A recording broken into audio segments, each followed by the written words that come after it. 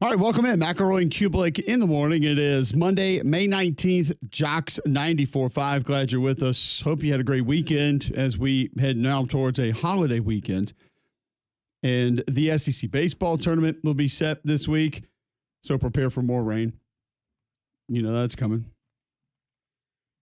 Weather's been rough. I'm about over the rain. It's been a little touch and go from a Got rain no perspective. time for it. None. A couple of the showers over the weekend were fierce, to say the least. And it was a great weekend for you. I know you loved it because Scotty Scheffler wins the PGA Championship. And I know you were excited to watch that. I was. And take it all in. I was. It was a convincing victory, to say the least. Third major. He was 2 over on the front 9 yesterday. And he has now converted his last 8 54-hole leads to wins. That's the longest streak in over 15 years on the PGA Tour. 15th Tour win. And only Scheffler, Tiger, and Jack have won 2 Masters and a PGA Championship before they turned 30. He actually had the third longest to do it, 3 years, 94 days. It's the third shortest time to get both Masters wins and a PGA Championship win. I'll be honest with you, Greg. I was most surprised yesterday watching the end of that round that this is his third major. Why? It feels like he's won 6. He's about to. I mean, 15th Tour win. It just feels like we've called his name so often, and he's been in this situation so often. I don't know. I guess I didn't. It just kind of hit me that this run has been, I guess, a lot shorter than I imagined for Scotty Scheffler. His first win was Super Bowl week in 2022. So if that puts things in perspective, it just goes to show you how quickly it's all happened for him. I remember his first win. It was the Phoenix Open in 2022. Like, literally remember it. I mean, here we are now 3 years later. The guy's got 15 wins and has more wins since that first win in 2022, in February of 2022. That's more wins than the second, third, fourth, fifth ranked player in the world combined. Crazy to think about. That good? It's pretty good. Not bad. What's different about this run, though, than a couple of the other early runs that we have seen? Like, I think there were people on this station that predicted that Jordan Spieth would win more majors than Tiger Woods. Who thought that? He got off to a pretty good start. Yeah, but his driver was never consistent enough. Like, some of the magic he was pulling off and draining 70-foot putts was probably not going to last forever. And we've seen a couple other youngsters, Justin Thomas, Rory McElroy, get off to pretty good starts at a young age. Ricky Fowler, because of his outfit, was going to win at least 10 majors. What's different about Scheffler's start than some of the other young golfers we've seen the last decade? Tee to green, there's just nothing. There's nobody like him. I mean, consistency wise. Yeah, consistency. He doesn't make mistakes. I mean, the guy doesn't make mistakes. He doesn't make doubles. He doesn't have post big numbers. He has tremendous bounce back stats, which indicates mental toughness. Guy has everything you could possibly want as a professional golfer. I mean, he's steady, he's driven, and I don't think some of the shenanigans that plagued Tiger in his latter years, none of that is going to affect Scotty Scheffler. I mean, he is a family man that is very God-fearing and is extremely, he's a quiet killer. Like, I think he's going to be around for a really long time. Now, will he get 15 majors? How does anyone know? The guy cut his hand earlier this year and was out of golf for several months. Like, weird random injuries happen and it affects your golf game. So I don't think anyone can predict that he's going to go and catch Tiger and Jack, but he's going to be around for a while. I mean, his swing is a little unorthodox, but man, he gets it on plane and tee to green. There's just nobody as good. I mean, it's not even close, to be honest with you. Well, and physically, you don't feel like you see the way like a DeChambeau swings or some of the younger guys, like even a Rory McElroy, the way that they kind of the torque that they put into it, you could say, man, is he going to be able to keep that up? Is that going to last? You don't really feel that way with Scheffler either. Like, no, he's not a big guy. Where, like, physically, he's going to run himself into the ground. He's crafty also. I don't know if you saw the video walking into the clubhouse with his kid, trying to using like the hat and a couple other things he had in his pocket to try to buy some time to go up and sign his card. So Put the kid on the floor, and he's trying to find a few things for him to play with. Funny. You got to figure it out. You got to figure it out. Relate to that. You got to figure it out right there. All right, I'll take the kid in the men's locker room for a second. I just got to set him down. I'm gonna give him my yardage book. I need the scorecard, but I'll give him the yardage book, and we'll be good to go. Here. That's hilarious. We'll be good. Yeah, I'm glad that you noticed that too, because I was sitting there thinking it's like he called his agent in. The agent was playing with him for a second. It's like, I mean, even the other player, Alex Noren, was like laughing. This is hilarious. He's like, I don't know what to do. I can't help you, man. So, that's not for me. That is awesome. I mean, the baby was sad. He was trying to hand him off to his wife, and the baby was sad. He just wanted his dad. So I respect that. But it was cool, man. Cool win yesterday. Tournament was blah. I mean, if you want me to be honest, that it just did nothing for me.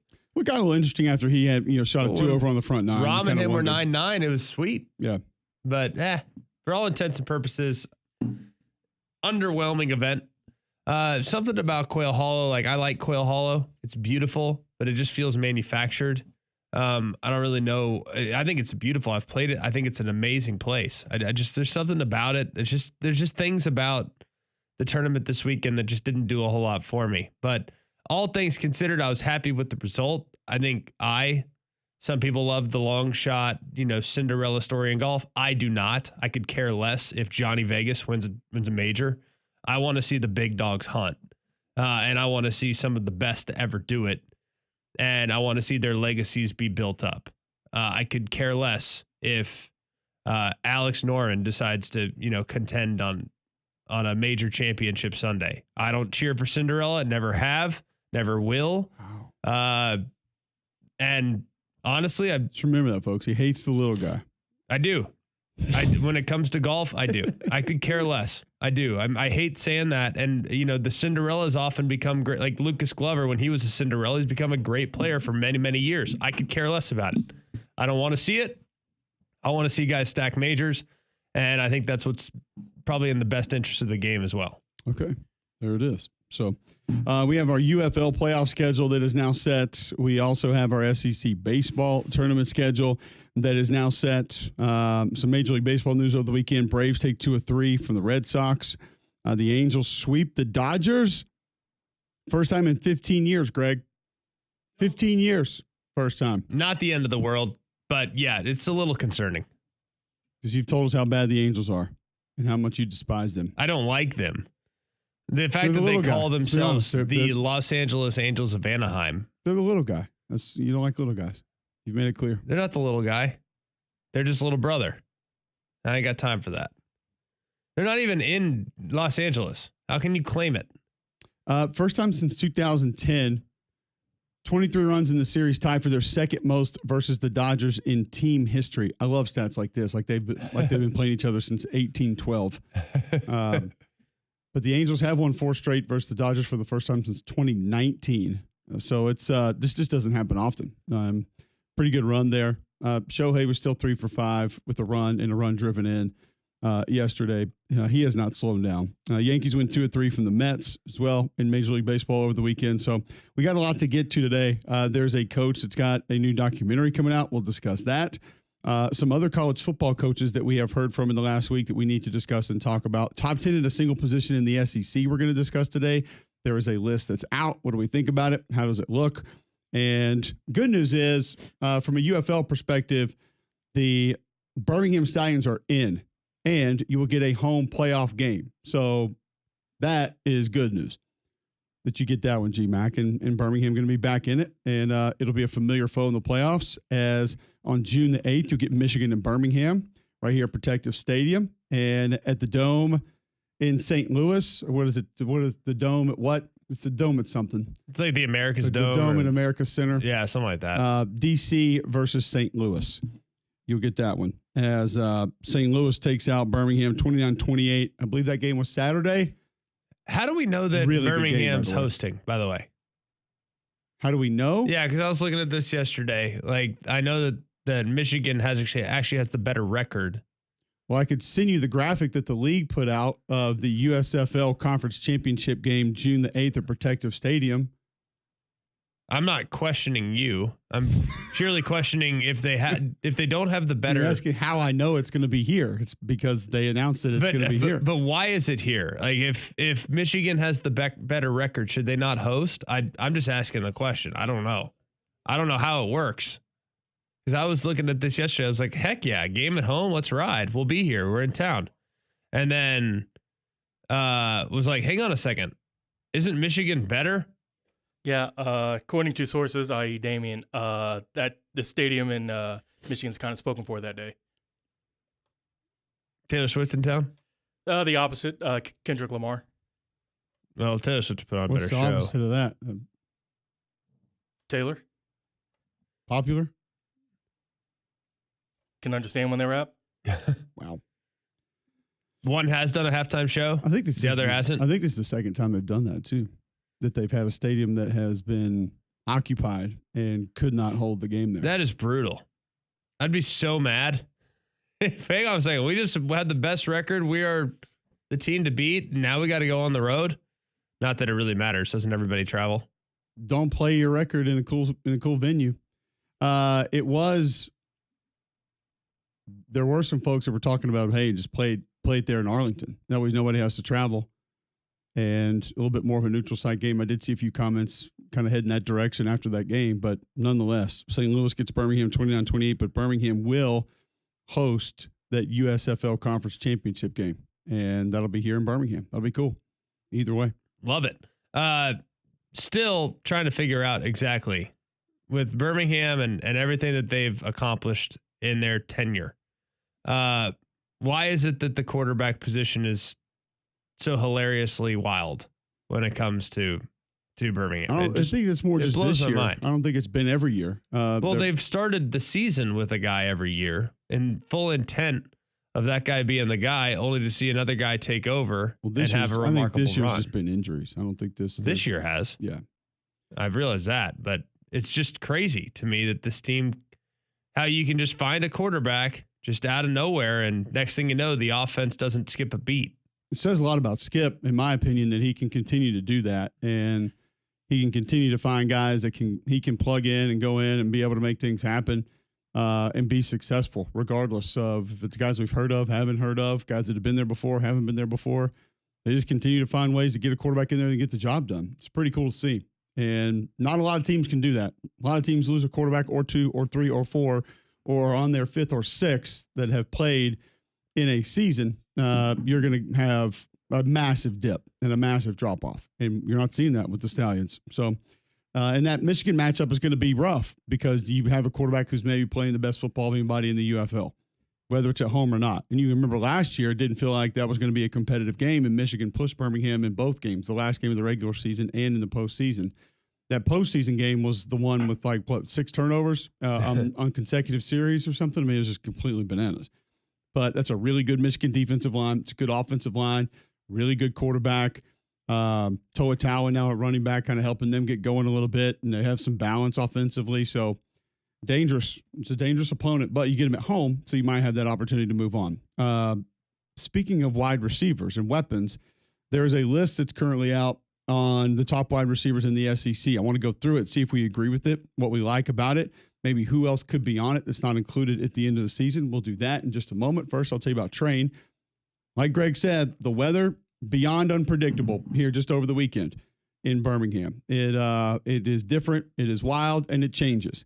It's unpredictable. That's why you need the reliability of a Train, voted America's most trusted HVAC brand. Right now, you can receive up to a 10-year warranty on parts and labor on select Train home comfort systems. Find out more at Train.com. It's hard to stop a Train. All right, when we come back, we will talk SEC wide receivers. Some people say one of the stronger position groups in the league this year. Doesn't feel like it's where it has been, though.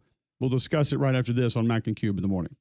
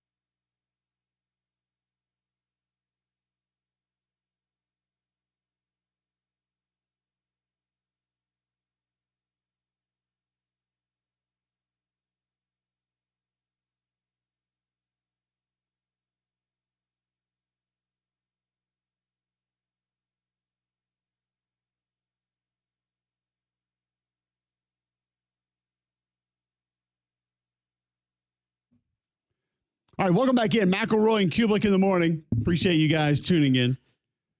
A couple of bigger topics in college football that we discussed last week. Want to get to some of those with Paul Finebaum of ESPN, the SEC Network. And you hear him right here, 2 to 6 p.m. weekdays on Jocks 94.5. And he joins us every week thanks to our friends at Craneworks.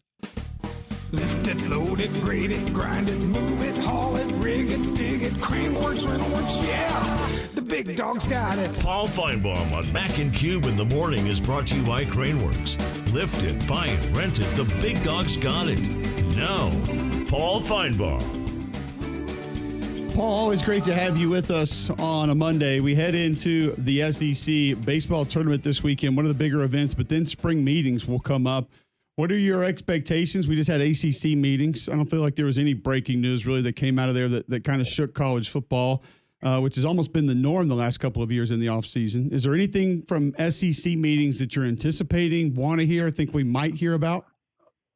Well, I think it's a combination of two things, Cole. It's where is the CFP and how does that or does it not equate to the SEC likely going to a 9-game schedule? They are intertwined, and I know you guys saw the commissioner the other day, as we did, and that certainly seemed to be on his mind. But also, the CFP is clearly topic number one. The 4 Power 4 conference commissioners met on Saturday for the second time in just a matter of days. So clearly, they're not just meeting to talk about the spring flowers. I mean, they've got something cooking pretty hot and heavy, and certainly some of it has to do with the expected announcement of the House settlement, but I think more of it has to do with the CFP expansion, even more expansion. What do you think is the time frame? I know that's the biggest question on all this stuff, though. The House settlement, the figuring out the 9-game schedule, figuring out if they're going to expand the playoff and how they're going to expand the playoff. What do you think comes first, Paul? Well, I think the 9-game schedule will come first, Greg. I think a week from today, as people start showing up in Destin, that will be almost done. And then it's 26, as everyone knows. That's when the contract changes or expand. That's when the CFP expands and gets away from this rather brief 12-game setup. So I think it has to go then. There's no reason for it to go any earlier or later. So I think it's pretty cut and dried that will be it. And certainly I don't know what exactly it's going to look like. I've seen a million different plans, as I know you two have, with where does all this fit into the SEC championship game? Do we have an expanded weekend? How does it equate to AQs leading into the possibility of a 16-team playoff? Paul Finebaum joining us on the Higginbotham Hotline. He's with us every week. Thanks to our friends at Craneworks. We were discussing last week, Paul, what the lower level conferences, leagues, teams even have to say anymore and what their say is or could be. Outside of the SEC and the Big Ten, who moves the meter the most in some of those meetings, in your opinion? Be it an individual, athletic director, president, coach, or team or conference? Who can make the most difference outside of anybody related to the SEC or the Big Ten? Well, I don't think. I mean, you can split hairs on the ACC and the Big 12. I thought it was interesting that the ACC quickly jumped up and down the other day after its spring meeting, saying that we had the third most revenues. I mean, that's great, and congratulations. And they did have a couple of schools in the playoff. But ultimately, I don't think it really matters. I mean, you have the ACC and the Big 12 fighting for third place. And by the way, it would be one thing if that third place was a hair behind the Big 10 or the SEC, but it's about 3 time zones behind. So I don't know, Cole. I think the Group of 5 still have a place in this conversation. Clearly, when the commissioners get in these rooms, they tend to try to be equitable and inclusive. I mean, words that we're all getting sick and tired of hearing about, but they're part of the lexicon of college sports. Paul, where do you think the playoff will ultimately settle? Do you think it's going to be automatic qualifiers, or do you think there's going to be enough pushback that won't be a part of the discussion? I think it's automatic qualifiers, Greg, and I think some of it just has to do with satisfying coaches, especially in the SEC, that that going to 9 games is the right move. And I think if you guarantee spots, I don't like it. I've made that pretty clear. But I'm not a coach at the 8, 9, 10, 11, 12 SEC school who's looking at possibly another loss that probably won't make any impact at all on getting into the CFP, but could keep them out of the bowl game. Paul Finebaum joining us on the Higginbotham Hotline. As we move ahead from the Southeastern Conference perspective, you brought it up earlier, that extra regular season game. It's been reported that it looks like the money is on the table, potentially will get done. How close is that, and what might the speed bumps be that could maybe prevent that from actually taking place in the next year or two? Yeah, I mean, I don't know, Greg, Cole, because to me, I like it the way it is. I mean, in terms of the end of the season, I got dizzy when I started looking at some of these possible matchups on that final weekend. I don't know. I haven't really heard what you guys had to say about it. I mean, it's exciting on one level, but if you're at the top of the SEC, what in the world are you playing for? When you look at, I mean, it's a fair question, but when you look at the championships and the importance of winning a championship, I mean, do you feel like there's still something that we should try to hold true to our traditional values there, or have we kind of lost that fight already? I think we have lost it, Greg. I mean, I was sitting there talking to Kirby Smart the other day, and I was trying to make a point. Of course, it boomeranged on me about some caller who asked me what was wrong with Georgia. And I made the point to Kirby that I did. I said, hey, it's not that bad. They did win the SEC championship, and he looked at me and said, well, you seem to have forgotten that too. And it is. I mean, it's a double-edged answer. Remember the year Auburn beat Alabama, and Alabama went and won the national championship. I mean, how many bumper stickers did you see with the Iron Bowl championship that year? I mean, unfortunately, the CFP is so big now and so important that it has negated even what I thought was sacrosanct, and that was the SEC championship. Guys, you both played on teams, I know, when because it used to be the mantra at the beginning of this year. We're not worried about anything other than trying to win the SEC championship, and I sincerely doubt that many Georgia fans or players felt all that great when they were packing up from the dome on January 1st or 2nd, whatever it was, after losing to Notre Dame, and they told their parents and their friends and their girlfriend, hey, we're still SEC champions. I mean, it has been diluted, as much as I hate to admit it. But do you think do the fans care? I mean, I know that there's still a lot of bragging rights as it relates to who beat who, and it's more head to head, like, oh, I beat you, so I can talk smack to you. But like, does anyone really care? I think your callers are the best indicator of what the temperature's like on that. Do they care about winning SEC championships? I think they do until they get out of there. Because Greg, at the Cotton Bowl this year, before the game, I didn't hear anybody talking about losing the SEC championship game to Georgia. It just seemed like another game. In spite of, I mean, listen, I'm a purist and a traditionalist, and I'm as old school as you can get in today's media. But I just, as much as we love that game and it's been celebrated, and the memories from there are enough to fill 10, 30 for 30s, the problem is that there's something more important to play for the next week. And if you go out the next week and lose an opening round game, that SEC champion, or you get a bye, but that SEC championship game won't carry very far. I mean, Clemson is proud to have won the ACC. Why? Because it got them into the CFP. And I think if that's what the case is, it's more important. But last year, you had the two best teams playing again. And when it was over, it was a big win for Georgia because I think it gave them the first round bye. But Texas also wasn't in that bad of shape. They got to go home and play a somewhat inferior team. So I think it's a debate that goes on, but there's, as much as we all love it, I don't think we're going to be able to defend it much longer. And not being able to defend it, Paul, I get it. And I'm with you. I understand it. But have you heard Greg had some kind of cockamamie way that we could come up with changing the SEC championship game and putting certain teams in to basically be a different round of the playoffs? It wouldn't necessarily be posted that way as far as the college football playoff was concerned. But have you heard a viable way for this game to live that you think would be sustainable and successful that does not include the top 2 teams in the league that fans would still get behind? I think it's a challenge. No, what you said is exactly right. The only way it can survive, that weekend can survive, and that is if the top 2 teams don't play, because nobody wants to see that again.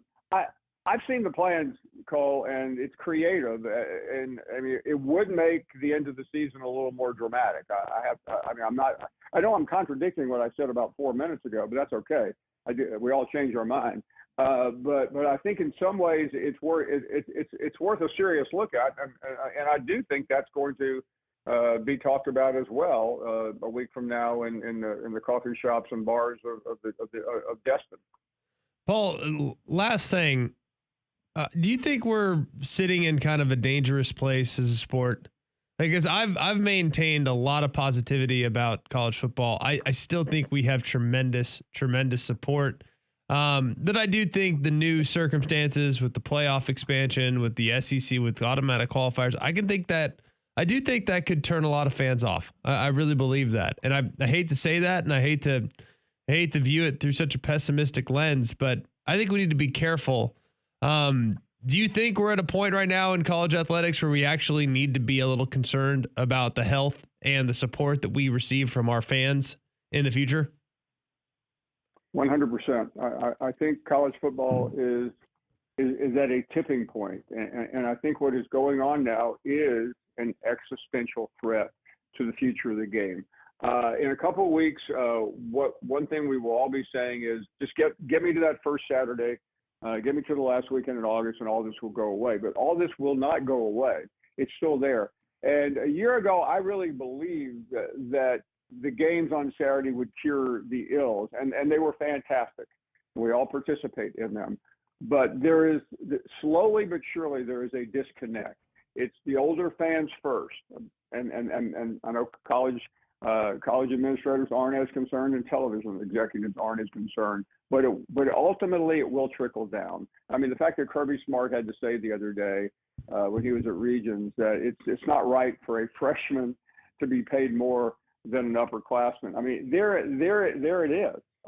It's just a bizarre system, and we don't care that the players are making money, but ultimately the loyalty to the school is where the factor is, and it's not so much the money, it's not so much the talk of the playoffs, it's the portal. It's the fact that a player can leave at a moment's notice with no commitment, no loyalty. I think is disconnecting fans.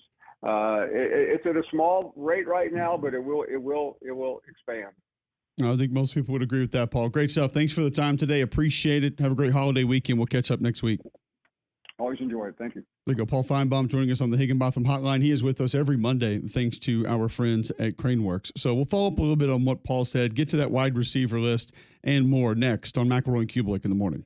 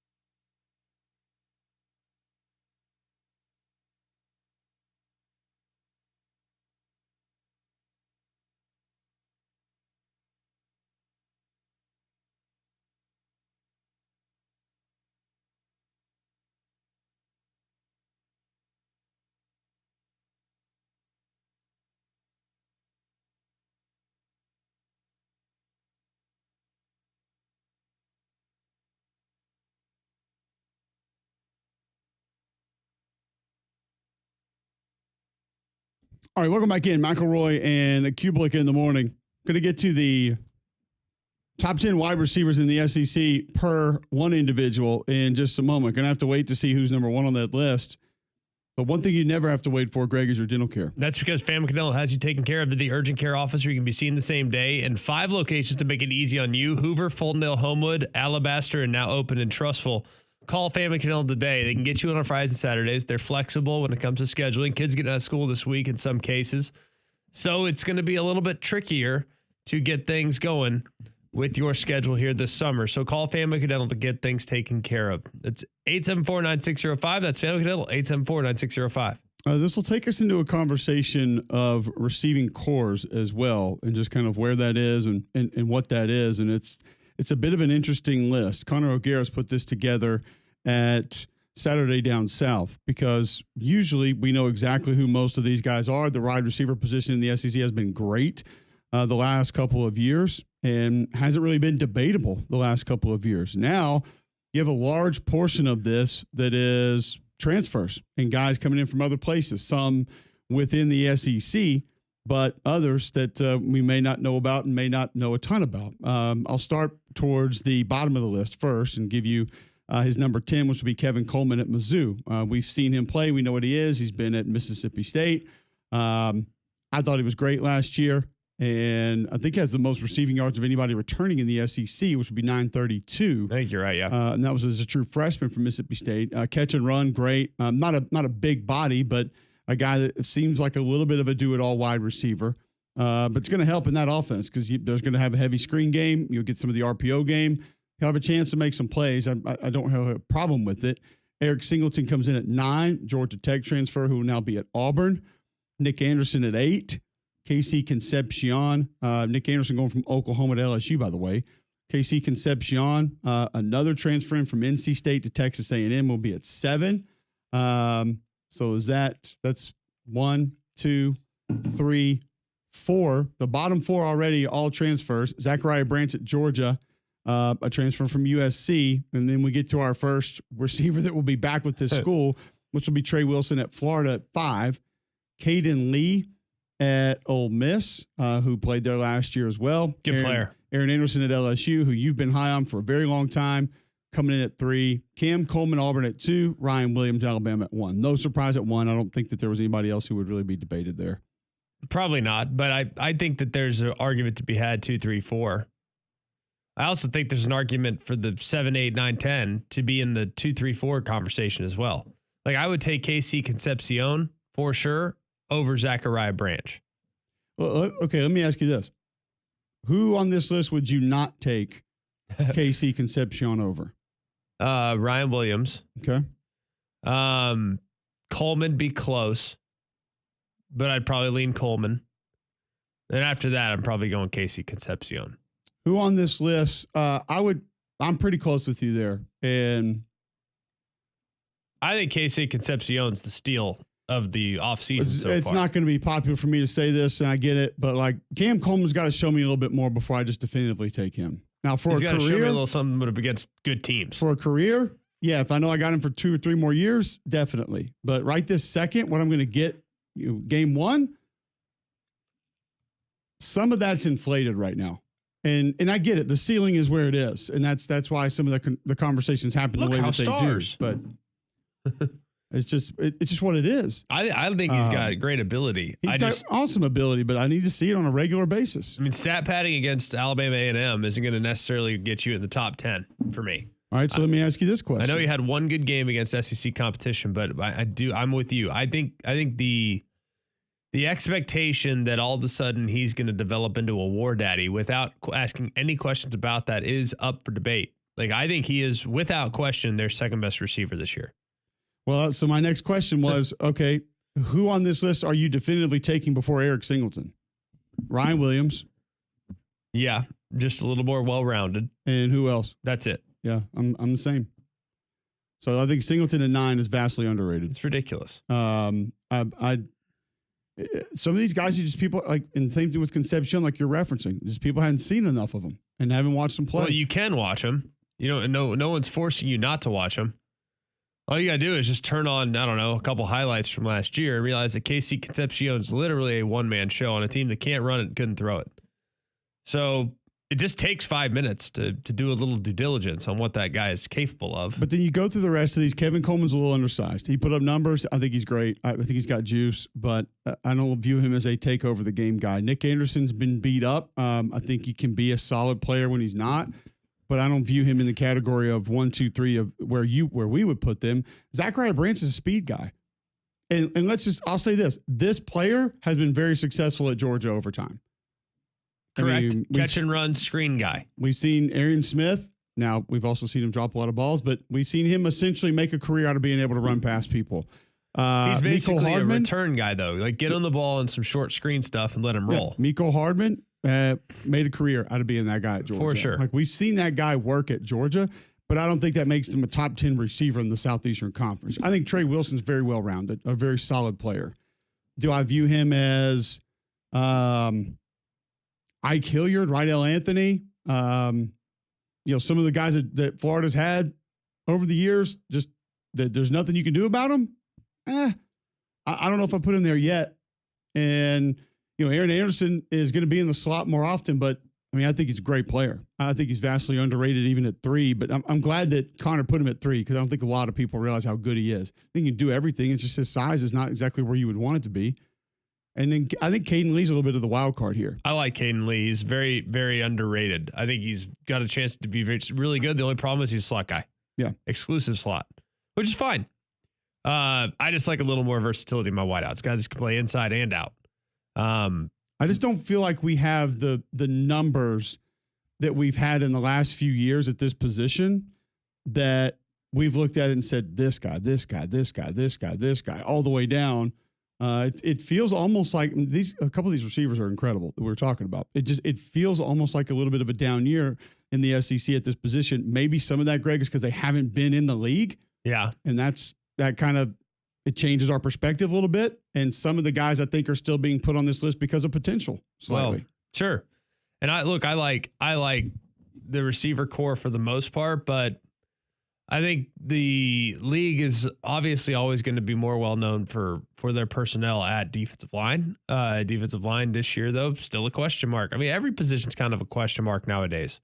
Like, you kind of look at it. I think the receivers are good. I like that list. Those 10 guys can play. But how would that list stack up against the list in 2021? Well, let's go to 2023. Malik Neighbors, Xavier Legette, Luther Burden, Brian Thomas, Trey Harris, Ricky Pearsall. That's a different group of guys right there. Yes. You're talking about some different dudes. 2021, Jamison Williams, Wandell Robinson, Treylon Burks, John Mechie, Cedric Tillman. Brock Bowers was even on that list, and he was obviously a hybrid, not necessarily just a wide receiver. I don't think he was just a tight end either. He was used in a lot of different ways. Like, go to 2019, Jamar Chase, Justin Jefferson, Devonta Smith, Jerry Jeudy, Brian Edwards, Jawan Jennings, Elijah Moore. That's Ruggs, Seth Williams, Terrence Marshall Jr., George Pickens. I don't feel like this list is, if we put all those together, this would be the one that's not like the others. Last year was a little bit weird too. Andrew Armstrong led the league in receiving. He was the only 1,000-yard receiver. Keandre Lambert-Smith was close. Kevin Coleman, who we just mentioned, close. He'll be back on this list again this year. But then Jordan Watkins, Kyron Lacey had a little bit of a down year. Theo Weiss, we didn't know what to expect from him going into Missouri. Luther Burden wasn't even in the top 10 in receiving last year, and he was supposed to be.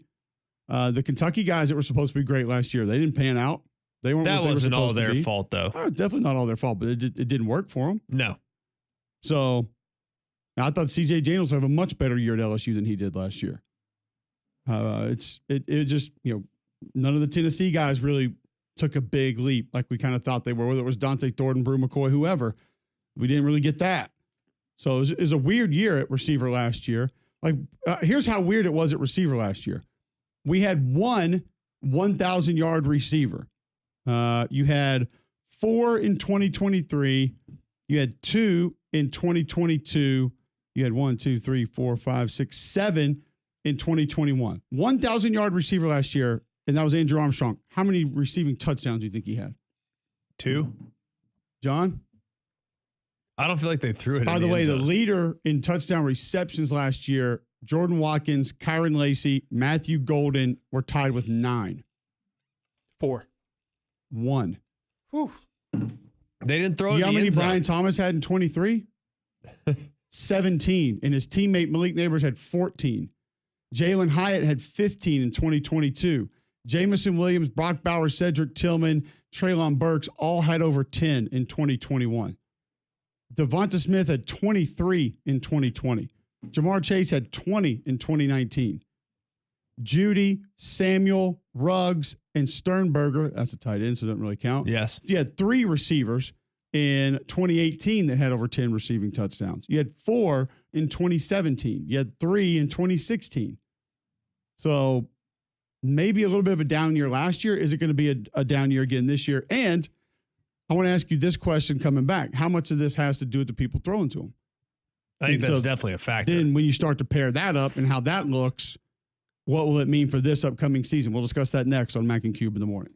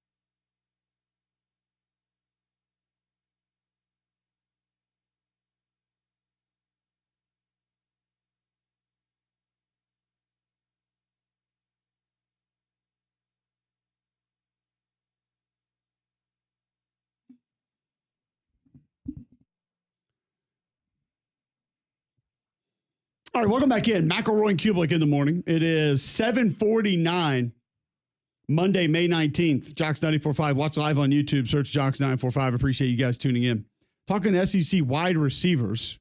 Before we move on to kind of the quarterback receiver combinations and how that'll play out, what that'll look like, Steve Wiltfong going to join us at 8:20 also to talk a little bit of recruiting. I want to ask Steve about five-star offensive lineman Jackson Cantwell that committed to Miami last week, and apparently a lot of Georgia folks are really mad about it.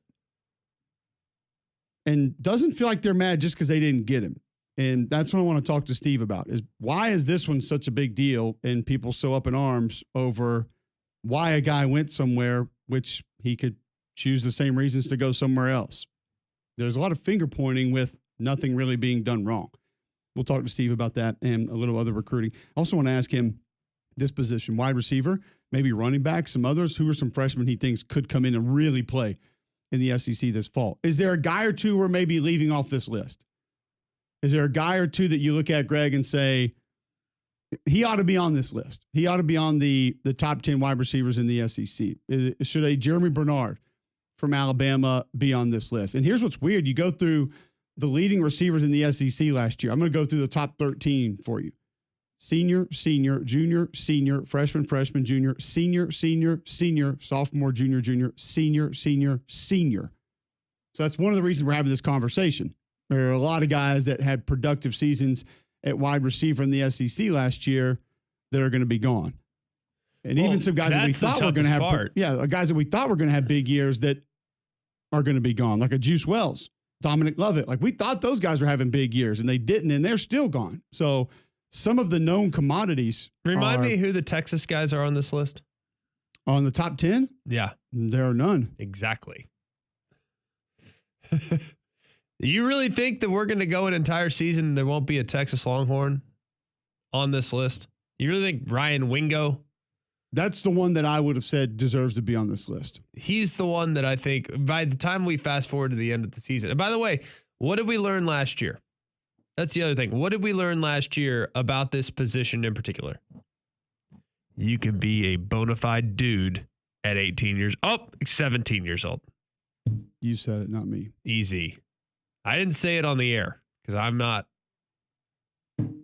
It's really not a talking point anymore. So. Well, it was for people that don't dive. But anyways. But also DeAndre Moore has, when he's been healthy, he's been really good. Fair enough. But like, you really think about true freshmen starting wide receivers. Do you really think there's not going to be a single one that's a dude this year? Not one in the league? Not one. I'm not talking about top 2 or 3 dude in the league, but maybe. After all, it is possible. We've seen it. It's 100% possible. So if you think that Texas won't have one by season's end, I think you're crazy. I don't know which one it's going to be. I think Ryan Wingo's got the best chance, but I would be highly surprised with how Sark creates opportunities and matchups for his guys if they don't have a guy at season's end that is in this conversation. Well, and it's also fair to say that Wingo still falls a little bit in the Cam Coleman category of you're basing a little bit of that on potential, but that potential you're basing on are flashes of what you've actually seen. Let me tell you the difference. Let me tell you the difference between Wingo and Cam Coleman. Cam Coleman did it against lower level competition. His actual stats that he accumulated were against lower level competition, which is fine, but they're a little bit padded. They're a little bit padded. And Ryan Wingo was 4th on his depth chart last year. Cam Coleman was 2nd. That's the difference. It's not a shot at Cam Coleman. It's just an acknowledgement of Ryan Wingo's opportunities being fewer and farther between because of the 3 guys he had in front of him, as opposed to the 1 that sat in front of Cam last year. That's the difference. I think it also hurt him too how much they threw to the backs and tight ends. I mean, Sark used the backs out of the backfield a lot. Let's make him 4th as Gunnar Helm is in the top 3. And let's make him 5th because Weisner got his as well. Jaden Blue too. They threw to him out of the backfield. So that's all part of it. But Wingo is one that I would want, but there's one in my opinion that's egregious. That's not on this list. There's one that is Brew McCoy. Medically retired from football. So no. Definitely plays at Tennessee. I don't even know who his name is. Squirrel White. Does Florida State? Yes. Does not play at Tennessee anymore. It is not a Tennessee receiver. And when I say this, you're going to hate yourself for not saying his name. Hang on. Don't say it yet. Give me like 2 seconds. I mean, and listen, I would tell Connor Mazio Bennett. I would tell Connor to his face on this, and I will. It's not something I'm afraid to kind of call him out on, even though I'm not doing that really in a malicious way. But, and I understand why. It's because of injuries, but he should absolutely be on this list. He may be, I would put him neck and neck with Eric Singleton as the most dynamic player in the league.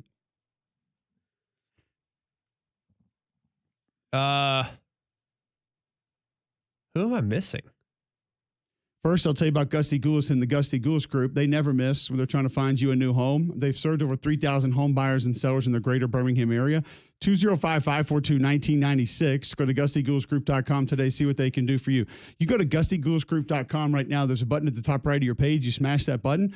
Very little information. Find out what your home's worth, what they think they can get for it. Over 835-star Google reviews as well. So just do that. Google Gusty Goulas Group. See what they can do for you. They've done a lot for my family. They can do stuff for your family as well. Getting into a new home, selling your home, maybe finding a home that's not quite available just yet and they think is going to be on the market, and you can get ahead of it right this second. The Gusty Goulas Group will work for you. 205-542-1996 or visit GustyGoulasGroup.com. I know. You got it yet? Yep. John, you got it? You know who it is? Let's see what Greg says, and I'll tell Too him he's easy. wrong.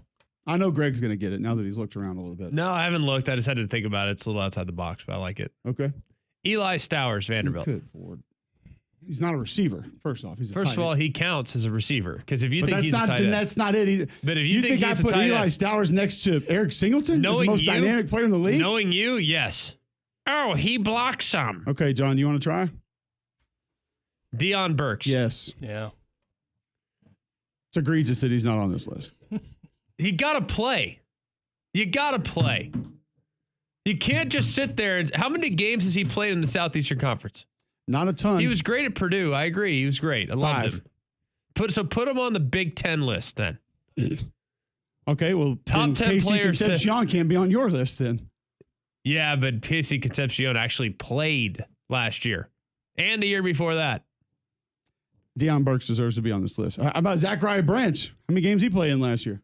Doesn't matter. Big Ten player. Whew, Scotty wins, and you're on one. I'm not on one. Deion Burks should be on this list. I don't disagree, but he's got to play. Can't make the club in the tub.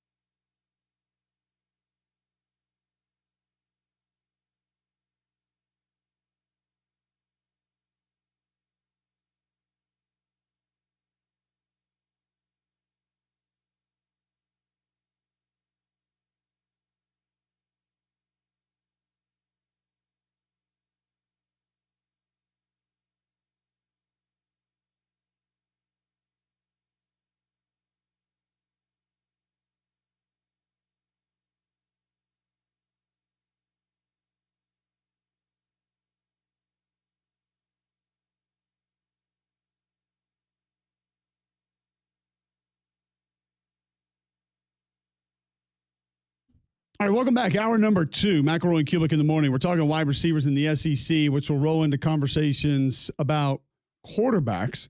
Obviously, these wide receivers are going to be greatly dependent on who's throwing them the football.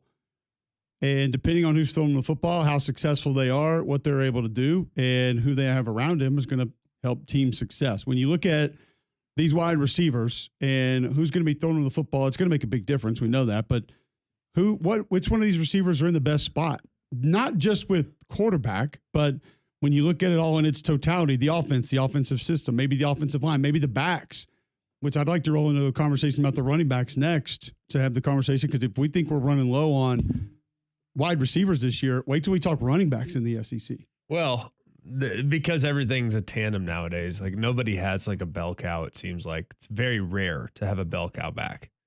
It's very strange. It's uncomfortable, but understandable. But even then, the type of guys that we're used to discussing, it just doesn't seem like we have anything near what those guys usually are. Right. But then again, I think that's, I don't want to say it's harsh, but it might be a little bit too, we have a tendency to glamorize that position a little bit. Like, for instance, I look at Nate Frazier, for example, and I think Nate Frazier's at Georgia. If they give him some run, he's going to be great. If Le'Veon Moss wasn't coming off a knee, you'd feel great about it. If you look at Jaden Ott at Oklahoma, you'd feel probably pretty good about it if he had actually played last year. You know what I mean? So I think that's part of the problem, is that there are some guys that on paper have everything that you want, but have been banged up or haven't been quite as effective in recent years. Well, we'll see kind of how it plays out based on the offense that they're going to be in and the system that's going to be put in place. Like when we talked about Ryan Wingo, you look at his situation, and does he automatically have the best opportunity to jump up this list, knowing he's got Arch Manning back, who's been in the system, who we know has that much ability, and has Sark coaching him, who Sark is going to run a matchup-based offense, a motion-based matchup offense that is going to find the best way to get the guy the football that has the best matchup on the field, and with other weapons going to be around them. I mean, we mentioned Wiseman earlier. He's back in the backfield. C.J. Baxter coming off an injury, but is back in the backfield. You're going to have opportunities to throw to them out of the backfield, and then you're going to have other receivers as well. It feels like just with everything included. Now, there are others that, if it all works out and all really goes well, could make a bigger leap. But it feels like if you're placing the odds on it, he would be the one that has the best chances to maybe shoot up that list. Yeah, I think he could. I think he's in a great spot to make a run this year because of just how they structure their offense. I mean, they're going to create matchups and motions. And if he's their number one guy, tell me right now who their number one guy is on paper. As far as wide receiver? Yes. He has to be the guy. Him or DeAndre Moore. DeAndre Moore might be that guy. But, I mean, I think Ryan Wingo is sort of your ex-wide receiver going into the season. Yeah, like he's that guy. So I think he's probably going to naturally be in line to create a lot of opportunities for himself. And Sark will probably put him in a position to get open a lot and find favorable matchups and do this and do that and have this and have that. And I think that if you're the number one guy just on volume alone, look at what Sark did with Devontae Smith in 2020. Yep. Devontae's amazing. I'm not saying that Devontae wasn't always going to get open and make the plays when they were thrown in his direction. They were, but Sark put him there a lot. Like, Cole Cubelic could have scored on designed end around fake reverses, reverse motion in the middle of the backfield against man coverage with a mesh point, a walk-in touchdown. Like, there are a couple of those where Sark's going to just dial it up and there's nothing you can do about it regardless. And it doesn't matter who they were doing rock, paper, scissors for crying out loud to see who's going to catch the touchdown. Yeah. I mean, like, it's an amazing scheme.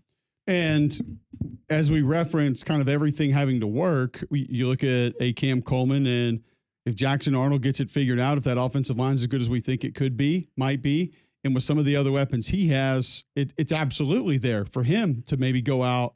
I mean, he could become sort of that guy that benefits a lot from having bona fide quarterback run, having a little bit more of a traditional run game, and then having the other weapons as well, where he gets those matchups on the outside.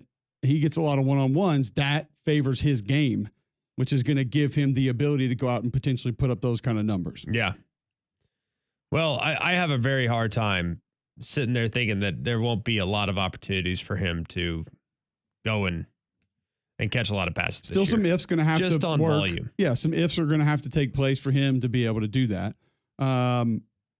With Ryan Williams, it's intriguing because I never think that Kalen or Grubb are going to just design the offense to get him the matchups to get him the ball. That will be there at times. Sure. But that offense doesn't really speak to me that way. And does that mean that his chances of putting up similar numbers as some of these other guys we're talking about might not be as great, just because it's going to be more of we'll see what the defense offers us, and then we'll kind of work around that, and that's how it's going to be run, as opposed to we're going to move you every which way, line you up every which way to make sure we find ways to get you the ball. It can be at times, it's not going to live that way. Right. I think it's going to be a lot to do. Like, he likes to kind of have guys that fill specific roles. At least it seems that way. I mean, I think that he can be a feature matchup based offense, and they definitely do some of that, but they, for the most part, I think have a lot of players are like, all right, this is your traditional position. We'll move you around and create opportunities for you, but this is what you do well, so you fit into this box. Then you have the slot guy, like a Germ, kind of can do a lot, but can also play traditional Z. You also have, your traditional X now, I think, with the Isaiah Horton, which will allow position flexibility for Ryan Williams, so he can play slot. So I think Germ and Ryan Williams will kind of play slot and Z, whereas Isaiah is going to play the X. He's going to be your Roma Dunze. He's going to be the over-the-middle guy. He's going to be your back shoulder guy. So I think that's something worth watching as well, is how will the offense evolve this year? Because last year, let's be real, they were playing with one arm tied behind their back. You had a quarterback that wouldn't cut it loose. You had Ryan Williams, who was amazing, but was still learning on the job and hit the freshman wall at one point, which to be expected, by the way. And then finally, you have a great player in Germ, but still at that point was still developing his well-rounded wide receiver skills. So I'll be fascinated to see how it works out this year. I don't think there's any doubt. And you go even further down that list, a guy that maybe is not a household name right now, and once again, I don't know if the offense is necessarily going to allow for him to just go put up massive numbers. I think it's feasible. I think it's possible. Is Trey Wilson at Florida, because I think they're going to have a really good run game. I think the offensive line is going to be pretty good. I think the backs are great. We know what that run game is going to offer up in the passing game. But I go back to Ricky Pearsall, Greg, who was phenomenal a couple of years ago in his last year at Florida. 65 catches, 965 yards, and 4 touchdowns. Now, there were some quarterback injuries they had to deal with and some other things of that nature. The team wasn't necessarily great, but I don't know if a receiver in that offense is ever going to put up 80 catches for 1,200 yards and 15 touchdowns. I just don't. So Trey Wilson might be fantastic. I don't think the offense is ever going to allow for a receiver individually to do that much. Probably not. But also, I wonder, I mean, they went out and got some guys in the portal as well. Like, is he going to be that guy? Like, with all due respect to Trey Wilson, like, he's a fine player. No, you saw Elijah Badger 2 years ago, he was great. But DK and Badger last year did great. Like,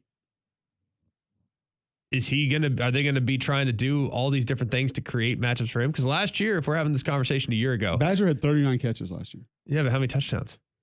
4. 806 yards. 806. He did average 20 yards a catch. Yeah, big plays.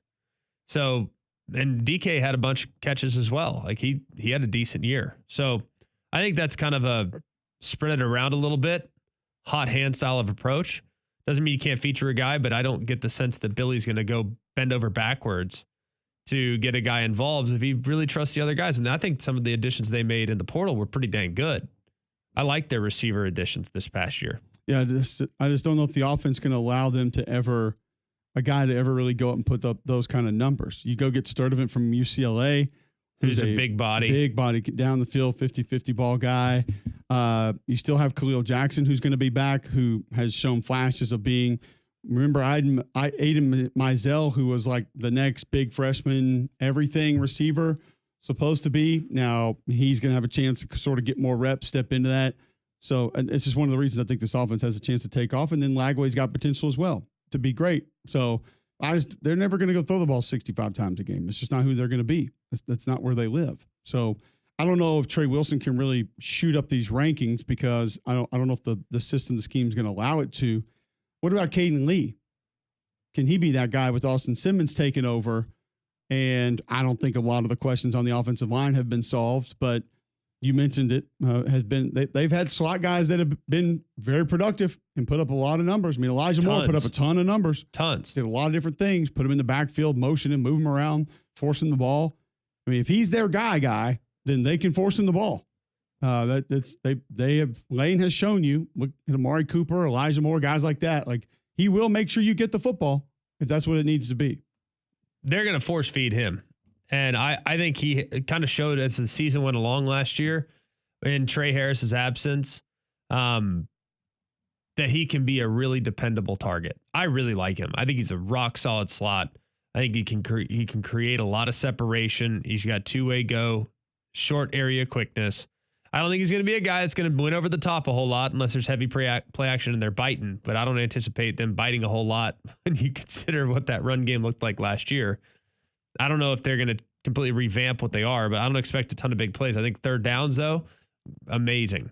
You look at third down volume, he's going to get a ton. Well, and then on top of it, as we mentioned a little bit earlier, if Deion Burks is healthy, which number one, best ability is availability. I've heard that. With John Mateer in that offense, if not just him, maybe if a lot of the offense is healthy, it's never all going to be healthy, but if a lot of it is, then you really have the potential to go out and change things and be really special. I mean, if you're talking about shooting up these rankings with everything else around him and staying healthy, he may have the biggest ability to make the biggest move just because not even being on this list right now. Could. But there's a bunch of guys that I think are not on the list right now that will be household names here pretty soon. Well, and Singleton at 9. That's one that a lot has to work out, but we think he should be way up the list anyway. But if that's where he was truly ranked, he needs to be in case he can set Sean at Texas A&M. Now, I think that offensive line is going to be pretty good. I think the running backs are going to be good, which will help.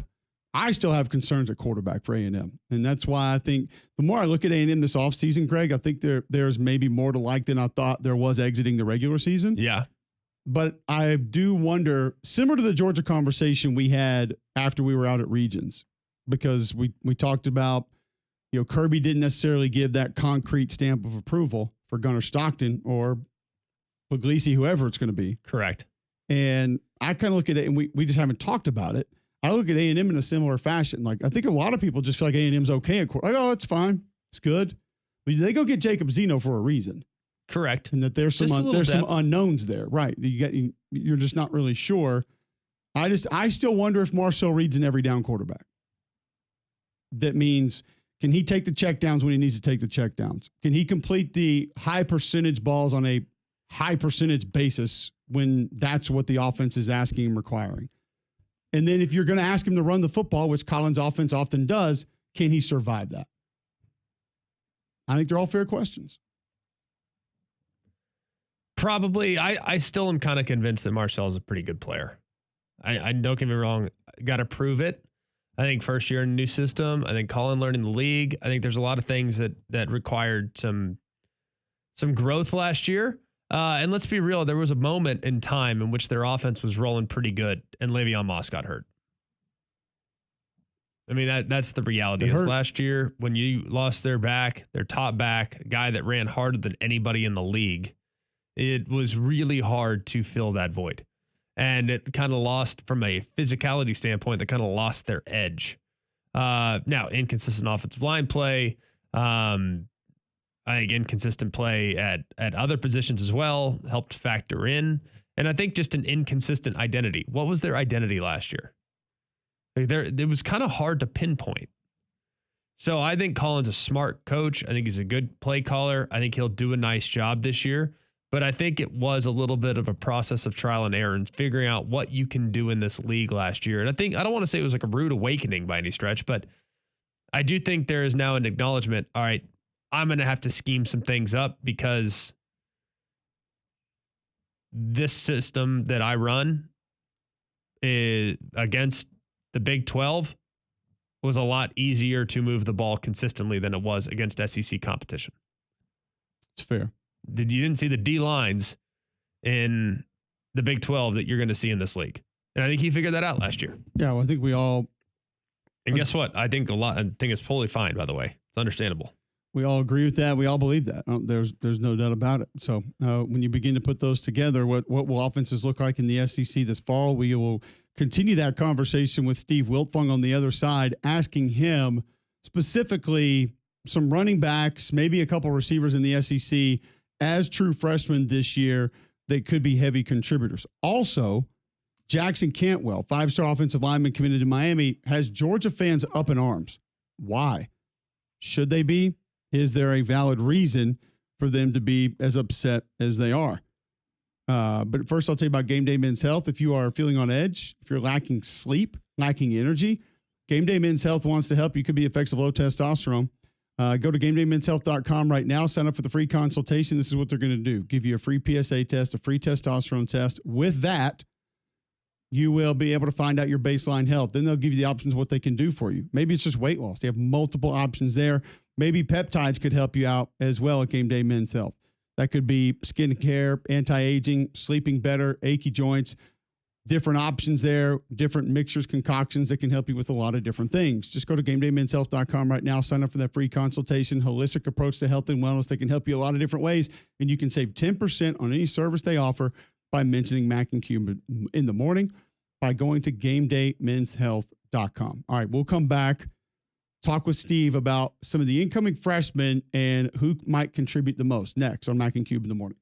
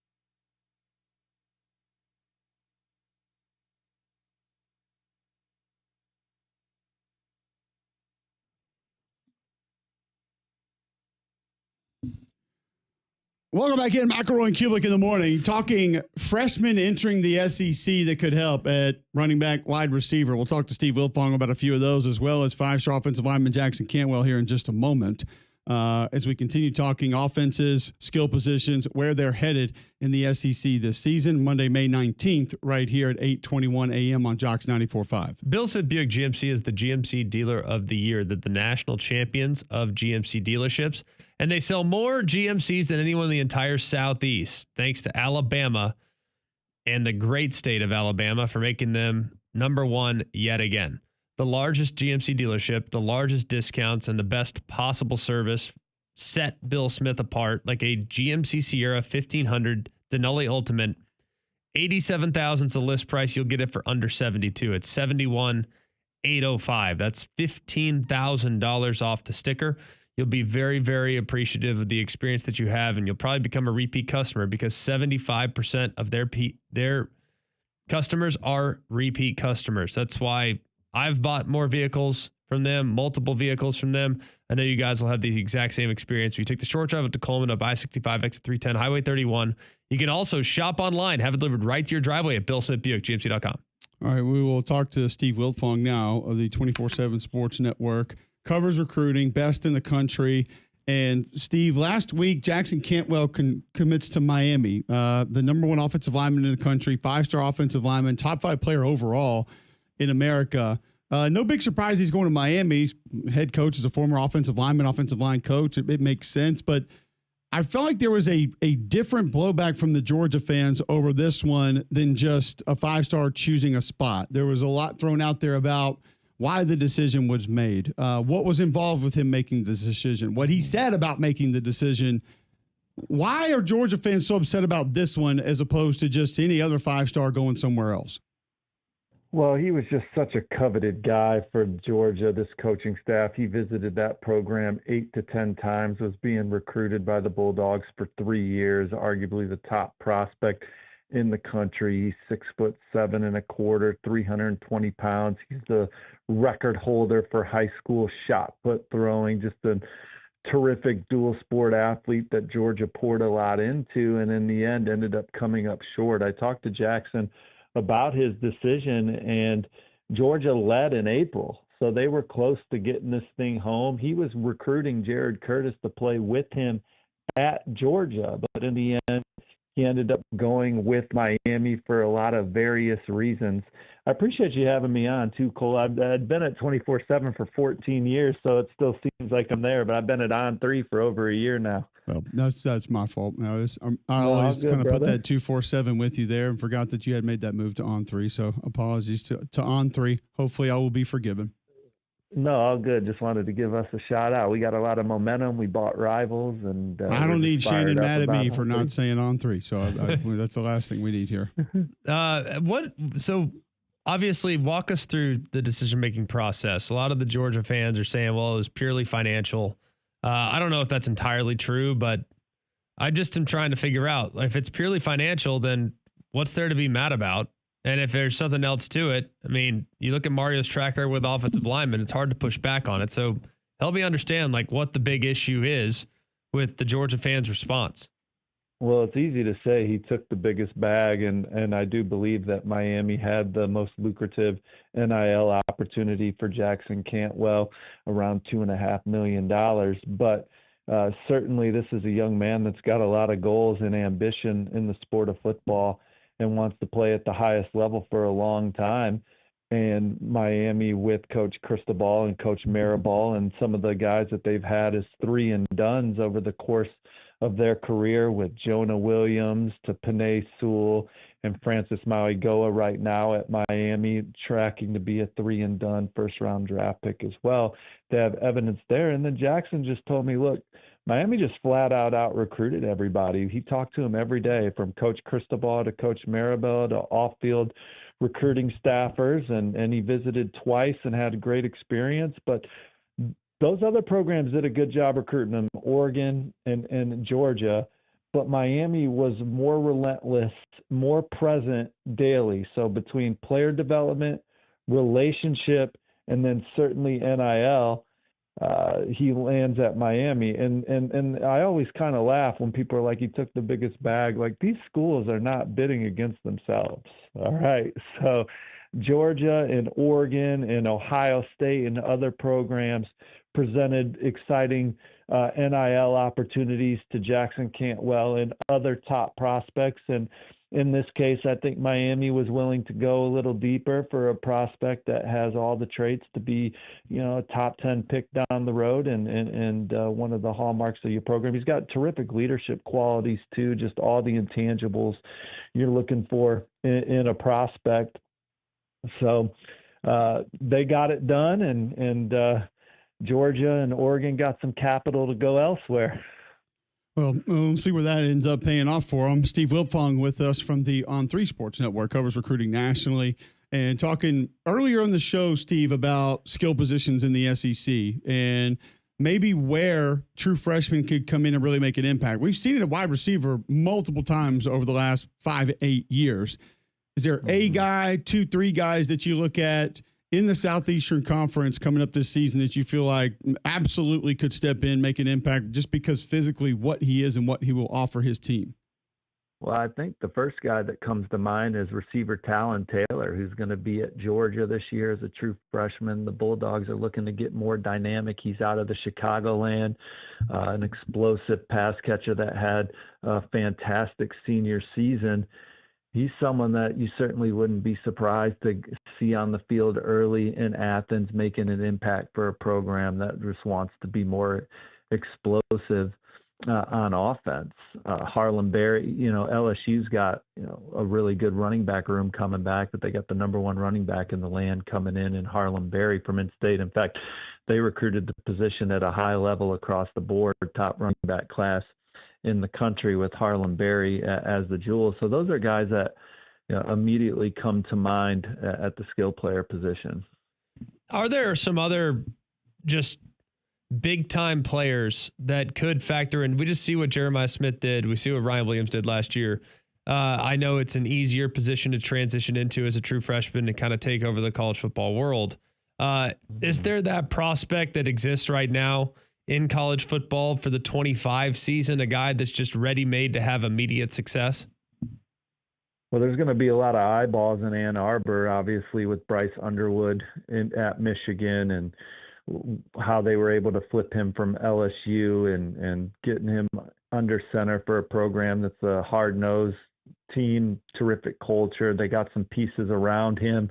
What kind of success is he going to have as a true freshman, potential starter for Coach Sharon Moore in company? DeCorian Moore is going to Oregon, receiver, at one point committed to LSU, top 5 player per the On3 industry rankings, chose Oregon over Texas and LSU and Ohio State. And he's someone that you look at, like Jeremiah Smith is pretty generational. I know every year people like to throw out the words unicorn and generational. Those are not words that I like saying, but obviously I talked to an Ohio State coach going into the season about Jeremiah Smith, and he had some history in his career being around Randy Moss when Randy Moss was at Marshall, and that was kind of the comp he gave him. And I think Jeremiah Smith went out there and had a fantastic true freshman year to build on.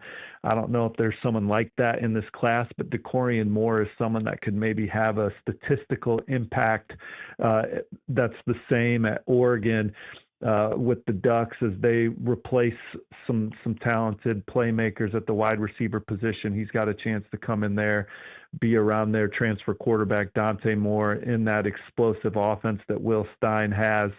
And so he's someone that I think you got to keep an eye on.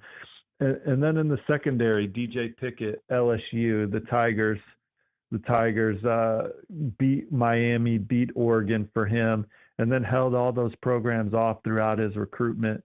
5-star corner from Florida. Is he the next Corey Raymond special out of Baton Rouge? We're visiting with Steve Wiltfong of the On3 Sports Network, covers recruiting nationally, the best to do it, in our opinion. And we're talking about guys coming in now. What about guys that came in last year that just, for whatever reason, didn't get a lot of run? It was a deep position group, weren't able to find their way on the field, maybe just physically weren't quite ready, that you feel like this year they could sort of have that breakout season after either a redshirt season or a freshman season that they didn't play a ton. Like I know like Parker Livingstone at Texas is going to get a lot more run this year. Could he be a guy that really steps up and does some big things? Is there a guy that we talk about Cam Coleman, like we talk about Ryan Wingo, and they didn't put up, 80 for 1,200, but we both know what they're capable of doing. Is there a guy we didn't see a ton of that you're kind of sitting there thinking, I thought it could have been last year, didn't get a shot this year, maybe watch out? Yeah, I think the first guy that comes to mind is Williams Winery, who signed with Missouri and now has since transferred to Nebraska.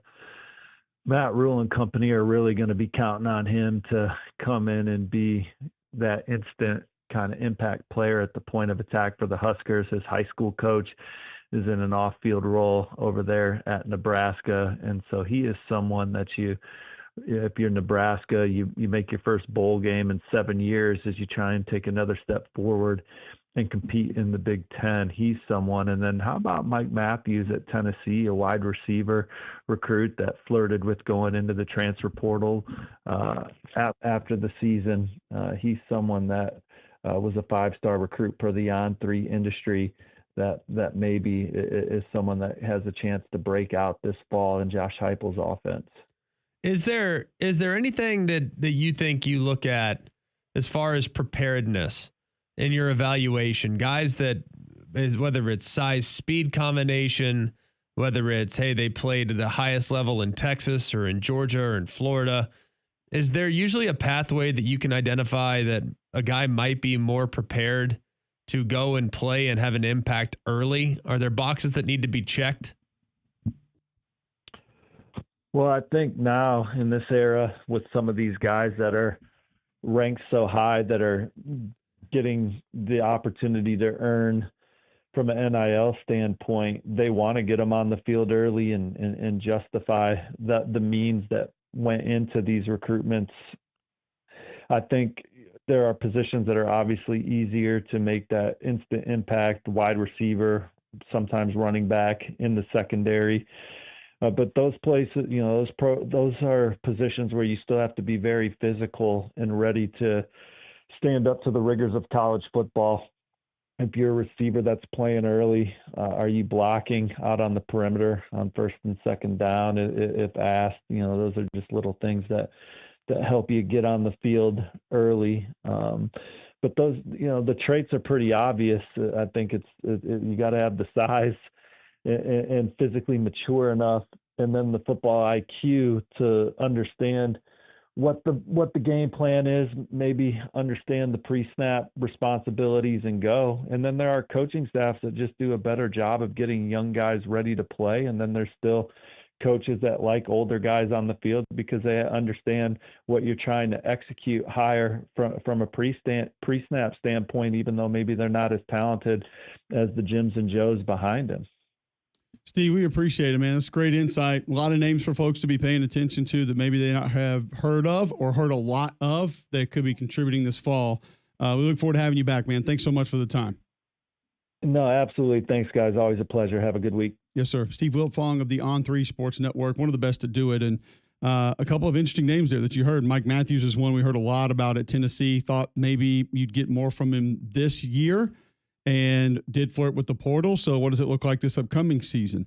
Williams Maneri heading over to Nebraska. Could he be a bit of a game changer for that group? So it's yet to be seen, but we've seen freshmen at different positions, redshirt freshmen that didn't really play much the year before, have that impact, be that kind of a player.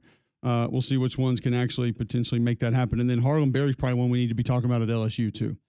A guy that, freshman, we don't really look at the high school tape. We don't really know 100% what they're going to be able to turn into, but you're the number one running back in the nation from Louisiana at LSU. The expectations are going to be there. Yeah. Plain and simple. I would say so. That's just what it's going to be. So, and the floor probably pretty high for him just based on his ability. But if you have issues with your floor, Greg, who should you call? That'd be Shannara Flooring, and they do a great job. Fu has built his company on a foundation of trust and integrity.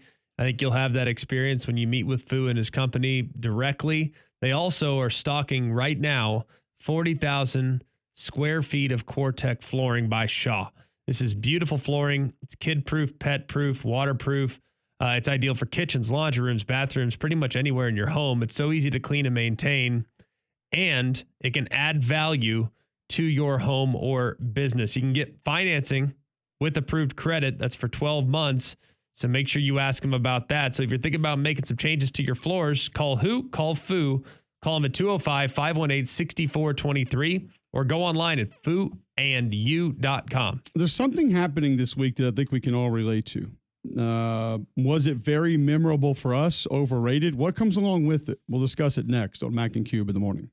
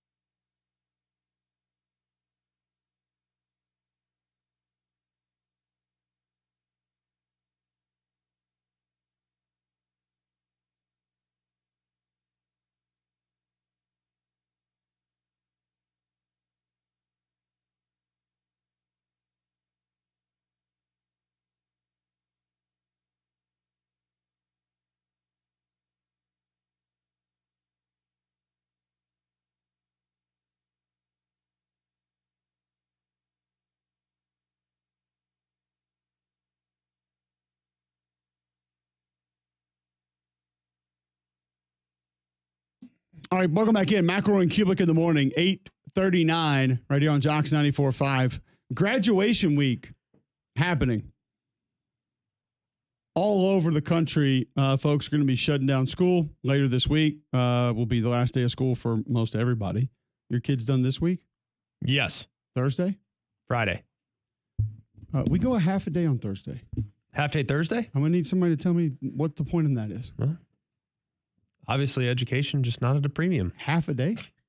Yeah, what's the point of that? For your last day of school? Yeah, what's the point of that? Testing? The amount of things getting done are going to be at a 0.0001.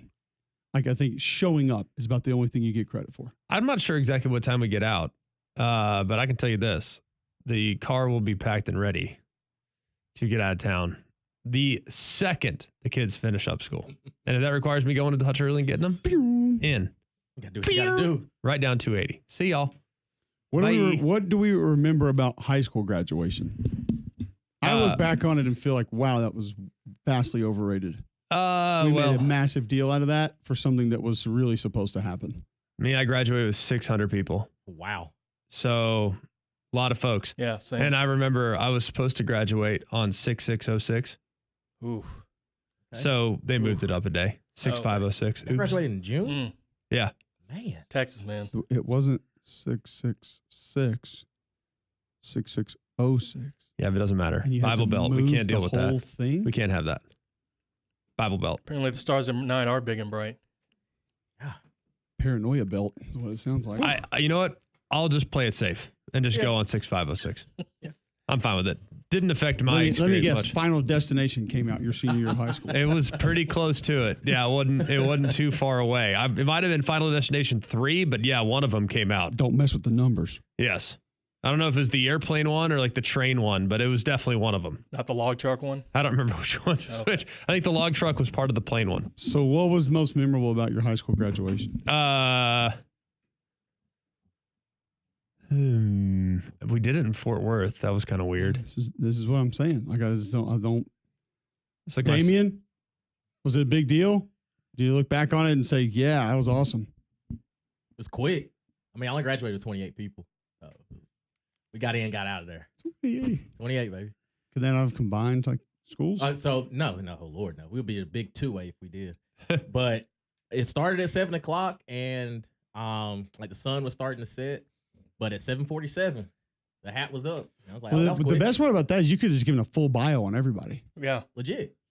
Damien Mitchell, going back to second grade, he painted a picture for Mrs. Jackson. And, It was quick.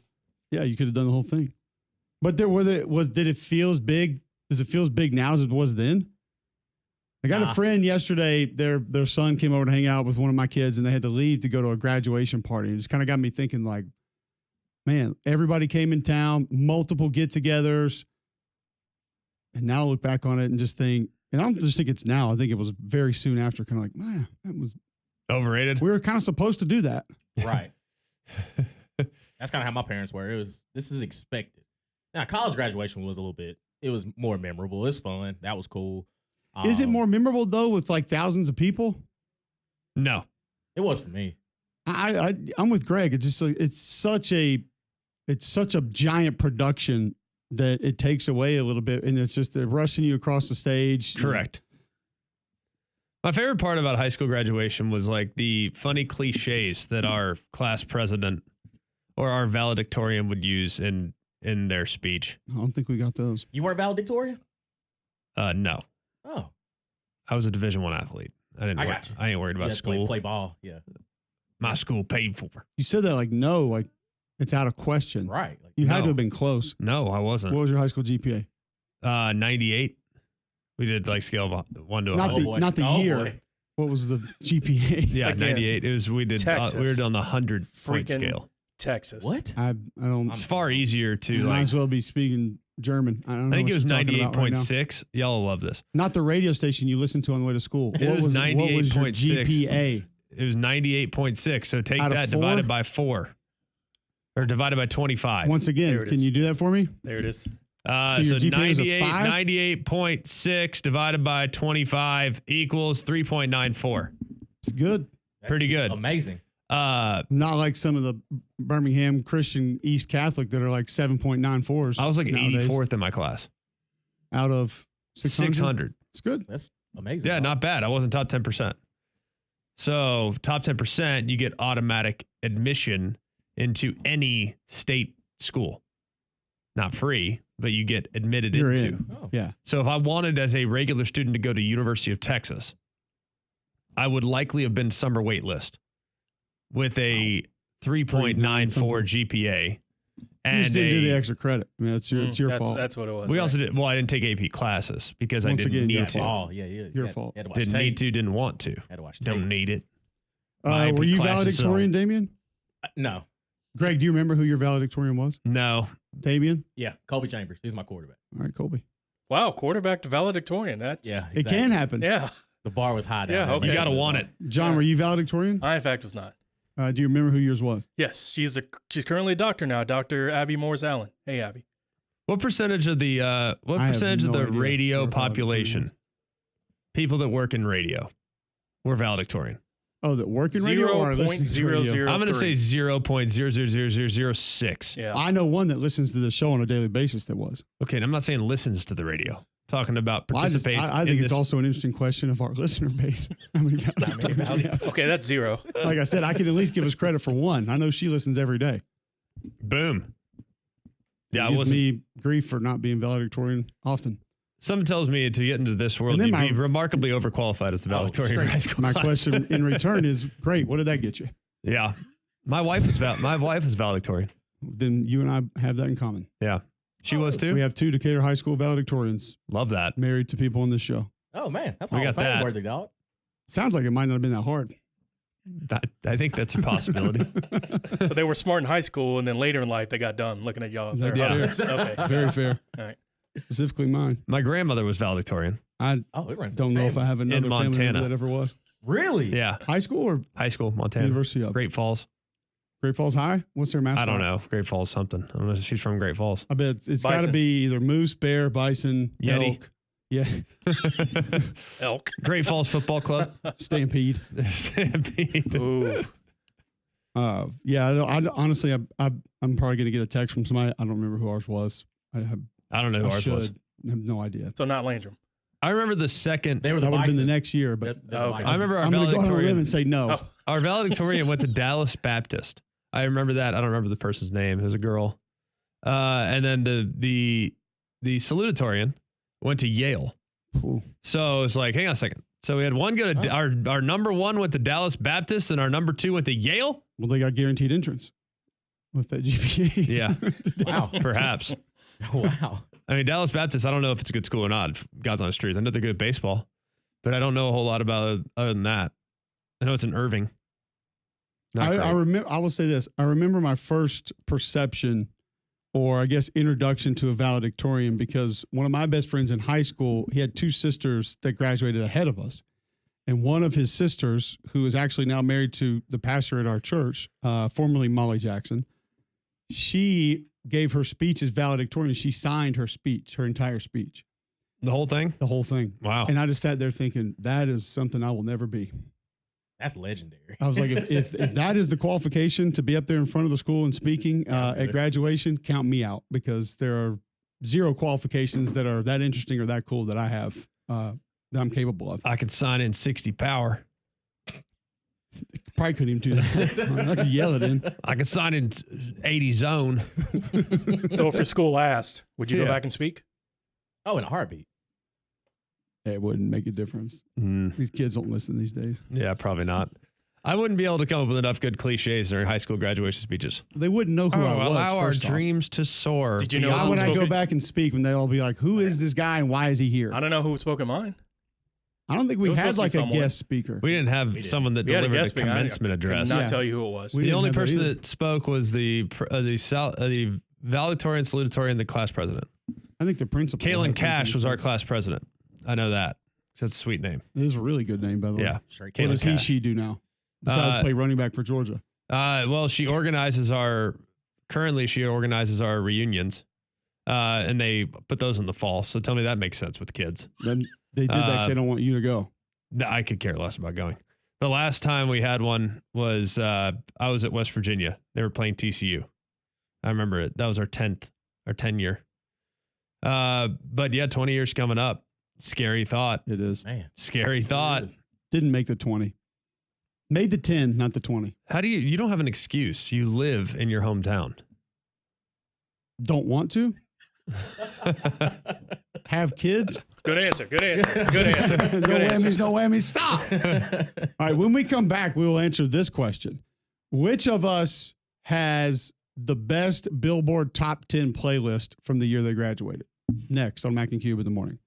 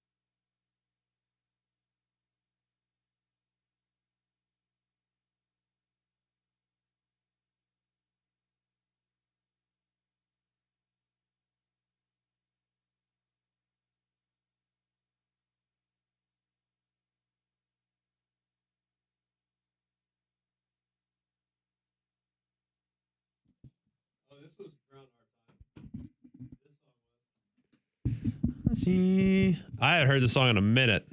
This Maybe might since have been you a year. graduated? What year was this? 03?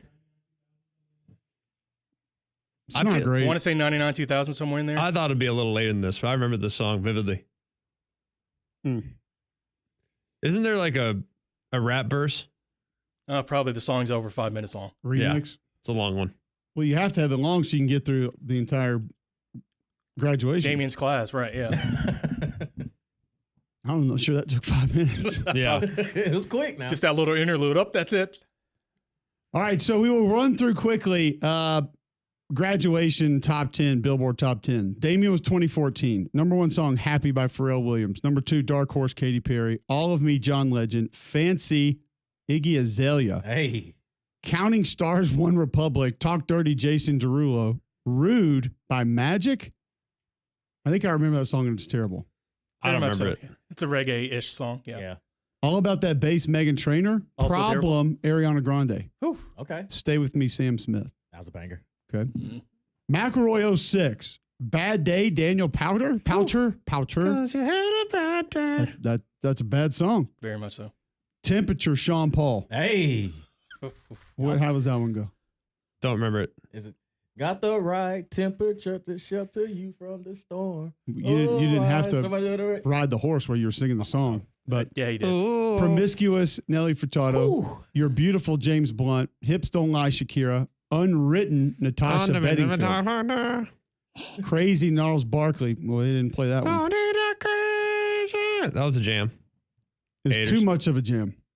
Played it too much. Riding, Chameleon Air, Crazy Bone. Hey. Sexy Back, Justin We are Timberlake and back. Timbaland. We are so back. Oh, 06. What a year for 06 Timbaland, by the sneaky way. rips. Hey. Check on it. Beyonce, Slim Thug, Bun B. Ooh. Grills, Nelly and Paul Wall was 12th. Let me see my Billboard failed on that one. That should have been top 5 at least. The old school cat. Yeah, that's. That golly. I our would say songs you're in rip, you're in dude. the lead right now. That's For not sure. hard. Yeah. John, what year were you? 1999. And I'm going to tell you now, I'm going to lose. Maybe not. A lot of Spice Top Girls. 100, 1999. Believe by Cher. Told you. Not a good start. Yeah. No Scrubs, TLC. Angel of Mine, Monica. Heartbreak Hotel, Whitney Houston, Faith Evans, Kelly Price. You're over. Baby One More Time, Britney Spears. That's a jam. By the way, how is that 5? I'm about to say that's a jam. Hey. Kiss It Me came in by late. Sixpence None the Richer. I have never heard of that individual or band in my life. Genie in a Bottle, Christina Aguilera. How's Hey. that 7? Also As a much jam. run as it got. Hey. That's Every a banger. Morning, Sugar Ray. Nobody's Supposed to Be Here, Deborah Cox. That's a banger. That's a whole. Hey. I don't know that one. I got to be honest with you. You Listen. got 3 bangers, though. I'm not saying that it should be anywhere, but you tell me if you believe this was really the number 10 song this year. Livin' Da Vida Loca, Ricky Martin. There's no way that was Upside in. 10th. That was a jam, too. I don't know about that.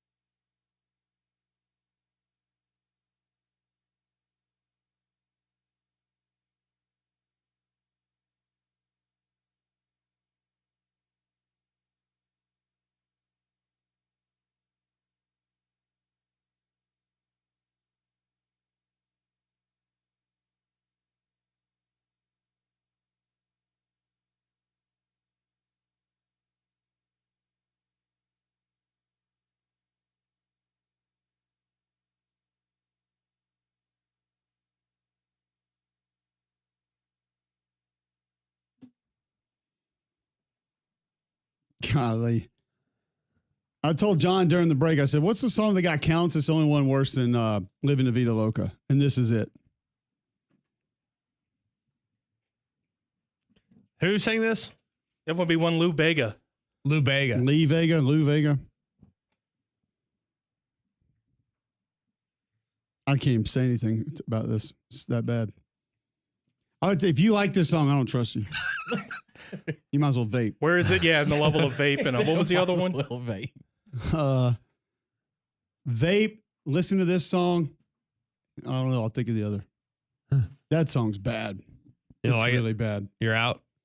John's graduation year had a theme of basically just play the song again. Essentially. When in doubt, play Baby again. One More Time, Genie in a Bottle, Living La Vida Loca. Hey, just play it again, guys. They'll like it. It's okay. Well, there's a couple good songs there. Not many. There's songs that were popular that did a lot. I don't know about good. What's the difference? Some you push play on, some you don't. I don't know. I can't say a word. 1996, the number one song, Billboard 100. Year I graduated. Oh God, I'm embarrassed to even say this. No judgment. I'll tell you this. It was not your fault. It was performed by Ros Del Rio. Can anybody choose the song? I have no idea. I'll put it up there with Mambo Number 5 and Living La Vida Loca. Oh boy. Oh, So apparently Cole hates Latin music. It's Who probably knew? tied for first. You know what this is synonymous with in my world? When Hideo Nomo was on the Dodgers. Was this his walkout song? No, but I just remember going and watching Hideo Nomo that whole I summer. was like, that doesn't work. and like the Macarena was the hottest thing going. Yeah. Whew. They should have added a I drop was- kick to that stupid dance. I was For like anybody 7. who's doing it, you just drop kick them. Damien, you were born this year, weren't you? I was indeed. Explains a lot. Amazing. Be honest, I think it's making a comeback. It's not. I'm be It honest with better you. I think not. it's making a comeback. It's not. The kids, we were at a birthday party not that long ago, and the kids were vibing. Oh, I could see the TikTok generation bringing this I'm telling you, it's stupidity coming. back. Just get ready. It's coming back.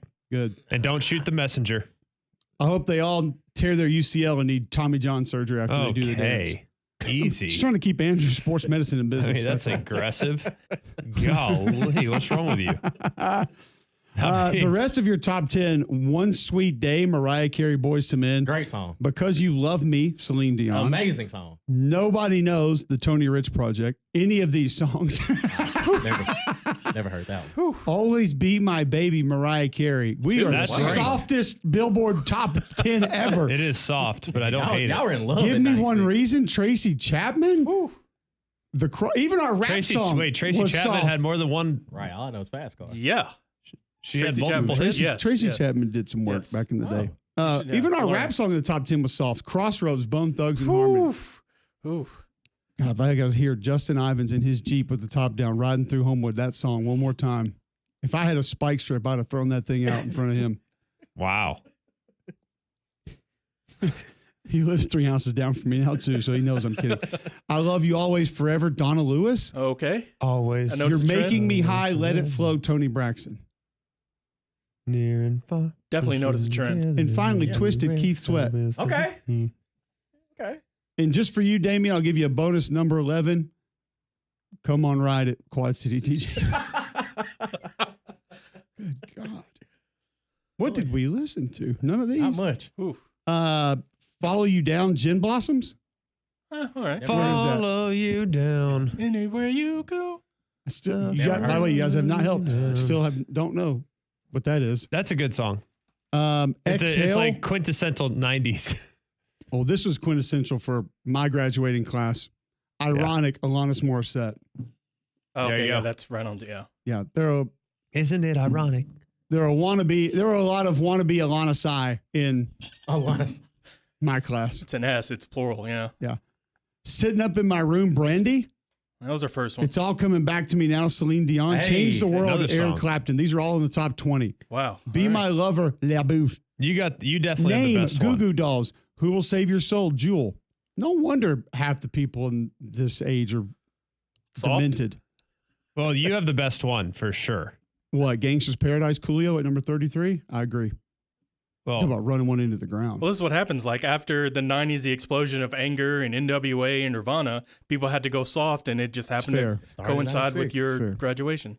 And then it got back angry again. This with was like our Limp response to Bizkit death and Korn. certificate right here. Pretty much, all of this. yeah. And he went to college. Lounging, LL Cool J. Even our rap songs were soft. The craziest thing, I just would have never thought that you would have the softest.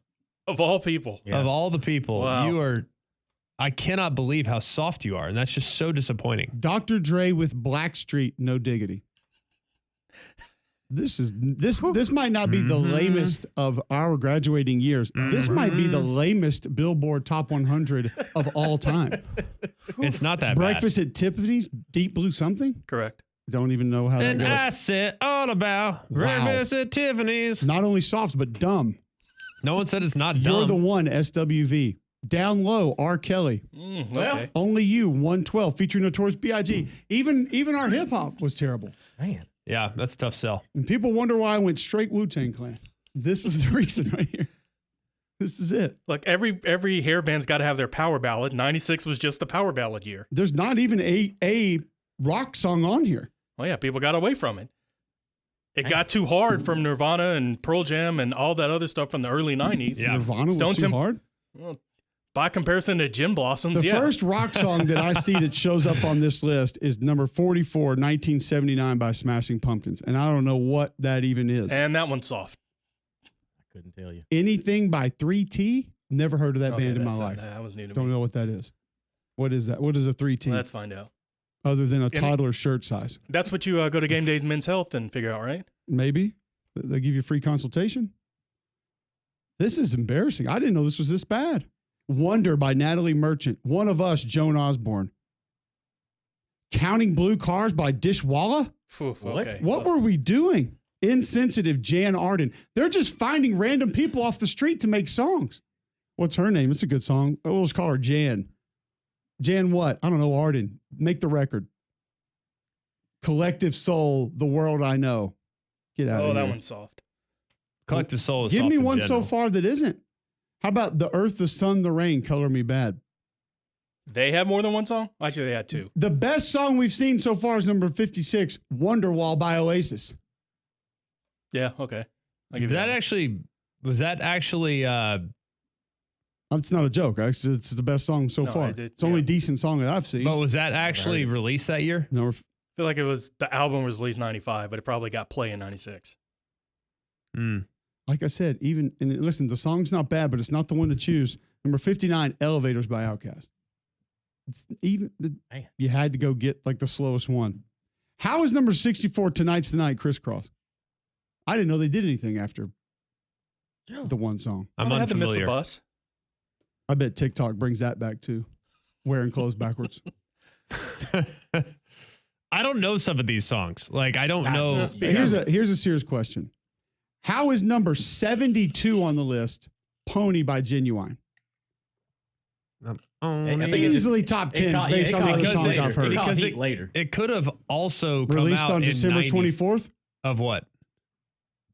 96? Oh, you're saying maybe it was the year before and it had Could have some been the year carryover? before, yeah. I think there's some that you're taking into account here. Like some of these weren't released that year, so they're way down the list. You're like, and sure enough, like Well, I it's because promise it's a you, year I and a half Want to Come old. Over by Melissa Etheridge is not one that I'm overlooking. Or As I Lay Me Down by Sophie B. Hawkins. These song titles are MC crazy. Light and Escape, Keep On Keeping On. Pony was released July 30th, 1996. They had ample time. Plenty. Oh, That's a man. summer release. You Yeah. should be all over the It was area. late Yeah. summer. How is Get Money by Junior Mafia 89? Should be way up the list. 96 was tough, dog. You guys are going to have to answer me this. Number 1 is Macarena, parentheses, Bayside Boys Mix Right. by Los Del Rio. The number 98 song in America, Yeah. Macarena by Los Del Rio. I thought we were just doing top 10 though. We were, but I had to go check out and to go through the whole 100 to see if there Yeah, was he a didn't decent need- song yeah. on there. Well, if you go through the Don't whole, Cry by Seal makes the list. Hey by Crucial Conflict, which if you this go is one of the whole 4 rap 100, songs that brought white America to the rap game here that we had in 96. if you go whole 100, I think 2006 might actually, seriously might dog walk the rest of this crew because this we got some. It's going to take one song bangers. to dog walk 96. 96 is not great. I'm going to be honest with you. It's a little soft. It has a bit of an identity crisis. I don't feel like it's an identity crisis. I feel like we know exactly what it is. Soft. I don't understand why there's no hip hop. Finally, 92, Until It Sleeps, Metallica. It's like the first rock song that even got in there. Set You Free by Planet Soul. This is the mix. This is the real one. This is the original one. Oh. This is like Apologize by Timbaland and the other group, whatever and then the other one comes out and it's golly, we are back. This is terrible. Who's playing this? The Birmingham Zoo?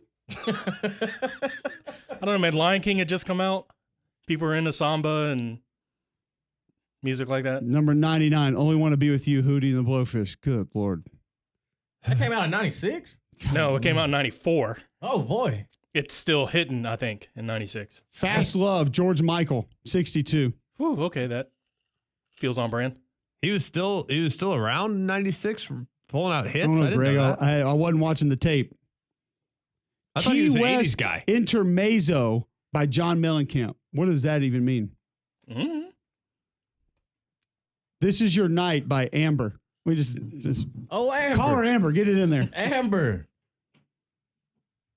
My Boo by Ghost Town DJs. What were we doing? No, that's Usher and Alicia Keys. I'm about to say I know My Boo, but that was different version. I think we know the winner of the worst. You guys can debate the best, but Damien. Now you know why I'm so demented. Think about the music we were listening to. Yeah, you guys do have challenges. 06 was hot though. We got action. I think 06 might win. You didn't even get into the bottom. Well, first of all, here's the only Birmingham's own Taylor Hicks. Do I Make You Proud? Wow, underrated. Number 9. How could that be? Number 99. How could that be 99? The only problem I have with your list. I'm Sprung from by T-Pain. Hey, hey, he came out the gate strong. We just won. Also, I'm in Love by T-Pain and Mike Jones, 41. Yeah. Stay Fly by 3 6 Mafia. Yes, sir. I remember when it came out too. Where? What number? Because I bet it's 92. Way too low. I remember when it way came out too too. Low. I mean, we thought it was the coolest song ever. 36, Miss Soul New Booby, Survivor. Bubba Sparks. There we go. Soul Survivor, Jeezy. Hey. The only problem I have with your list is number 34. 3-4? Should be either 3 or 4. Gold Digger? God, the jam. It's just not that good. It is. What? It was not an that absolute banger. It was fine. It wasn't great. Yes, it was. It was. Golly, Laffy Taffy. I also feel like 47 for What You Know by T.I. That song, that summer was literally nonstop. It was so you good. Got the bass up. So this is the year that ATL the movie came out then, because all they played was that song all I know is over and over. That song with self-installed 12-inch sub and the F-150 was firing. Maybe one of the best first 10 seconds of a song in history. Just when that bass comes in, it's pretty good. You know what? And you had Far Away by Nickelback at 53. Of course, your list is the best. Chain Hang Low. It's a good one, actually. It's actually a good one. Time. I'll tell you what's a good one is Sugar We're Going Down by Fall Out Boy. That's 68. That's a good song. And it was on Madden. Had to be good then. It was on Madden. Durr. I do remember that. Life is a Highway by Rascal Flatts. Cole, you like that one. That one felt like Cole. I don't know what that is, but... What? I think They Like Me by Them Franchise Boys. Yes, probably sir. should not be on the list. What? No, it has Bow Wow. Get it out of here. It's the remix, man. No, I think it was Lil Bow Wow. By the way, speaking of Bow Wow, we are on a pretty big Like Mike phase at the house. Seen that? That's your fault. You taking them back. That's your fault for doing that. We watch sports movies. You that. can only watch Sandlot so many times. You did that. And so you chose to offset that. Mike. That was the palate cleansing that you chose to do. You guys are mad at me. You can let the kids watch Bluey the movie, all right? I'm going to watch sports movies. And if Bow Wow has to get his, I'm Calvin in. Cambridge. Calvin Cambridge, ripping. Does he get on a private jet on there? Yes. They fly private in a charter plane. Mm. It's the most unrealistic movie ever. You don't say. I'm not gonna lie. That one is. I haven't seen it. And I don't believe I'll be introducing it to my children. Space Buddies. We'll where watch the dogs Air Bud talk. again before we'll watch that. Yeah, Air Bud is more realistic than Like Mike. But I do like it. Why? One what's hilarious is you see Nickelback and everyone dogs on Nickelback or whatever. They got hits in every year. How many hits does Nickelback have? Depends on your definition of hits. Okay, well, in the Billboard Top 100. Radio stations played a lot? Yes. Billboard Top 100. I don't know about this, but radio stations try not to play songs that aren't liked. As a guy that's in radio, I've found that to be accurate. This was everywhere. Oh, why are you 1996. doing this again? I don't feel like this is necessary. Y'all do. He have just problems. said out here saying that radio stations don't play music. That's not. Nope. They did. God's honest truth. God's honest truth. Unsolicited at the birthday party the other day. I was asked by another adult, "Could you do the Macarena?" I'm like, "Duh, yeah, I can do the Macarena." I can also not. But I will admit, I didn't do it right. There's a couple moves you forget in there. Oh, okay. It's been a while. You got to iron it out a little bit. Also moves So maybe you right never now, knew. right now, could you do the Macarena No. right now? Nor would I. Yeah, nor you do could. I want to. Nor do I think it's cute. It's the not even a good radio. radio segment. It's not a good TV segment. Could it's you not do fun the- for TikTok. could you it's not good do- for Twitter. Could It's you do dumb. the Macarena right now? It's dumb.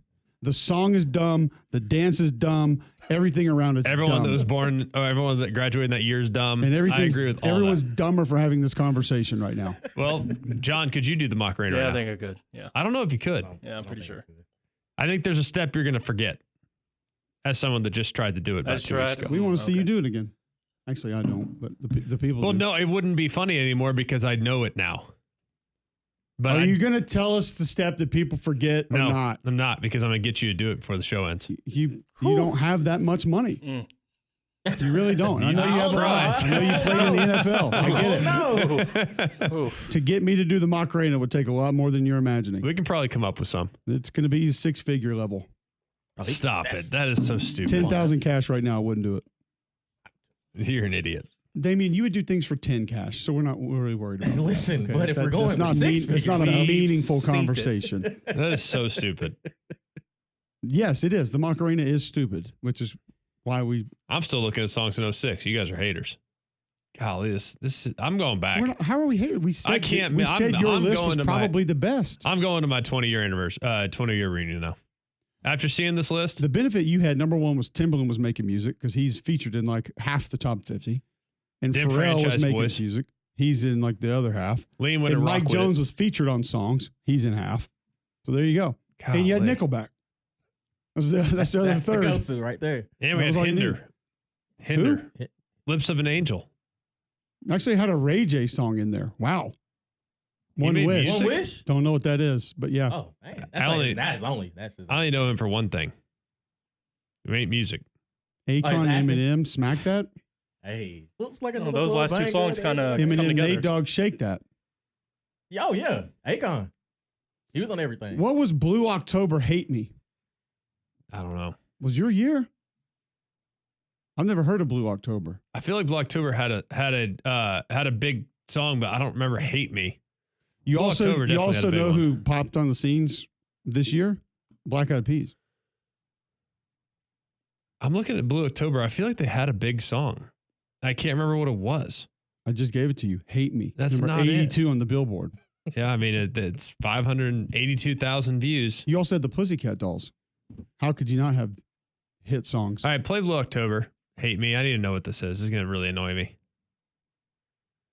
Nobody's heard of them. I bet if they're that popular, it must be something.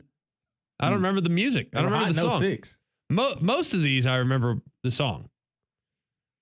Number 42 is terrible, by the way. What is it? My Humps. Terrible. Terrible song. Got a nice little beat to it. That thing got played a lot, Oh, too. yeah. A lot. Oh, God. You know, the first time I heard it, I was like, this can't be real. It's got to be fake. It's not a real song. I was like, this has got to be like an episode of what was Punked. it? Punked, the MTV show. Yeah. They don't even have it for you to search, John? It's got the e-bite and Spotify, so I'm not risking my job. Didn't know. I had no idea Blue October was explicit. Wow. Got the parental advisory Well, I'm sticker. reading the lyrics, and it's Okay, I have a question Not for you pleasant. guys when we come back. Something happened to me over the weekend, Oh, boy. and it has to do with music. And I need answers. And I feel like John's probably the best person to answer this, but even he may be confused about this. We'll discuss it next on Mac and Cube in the morning.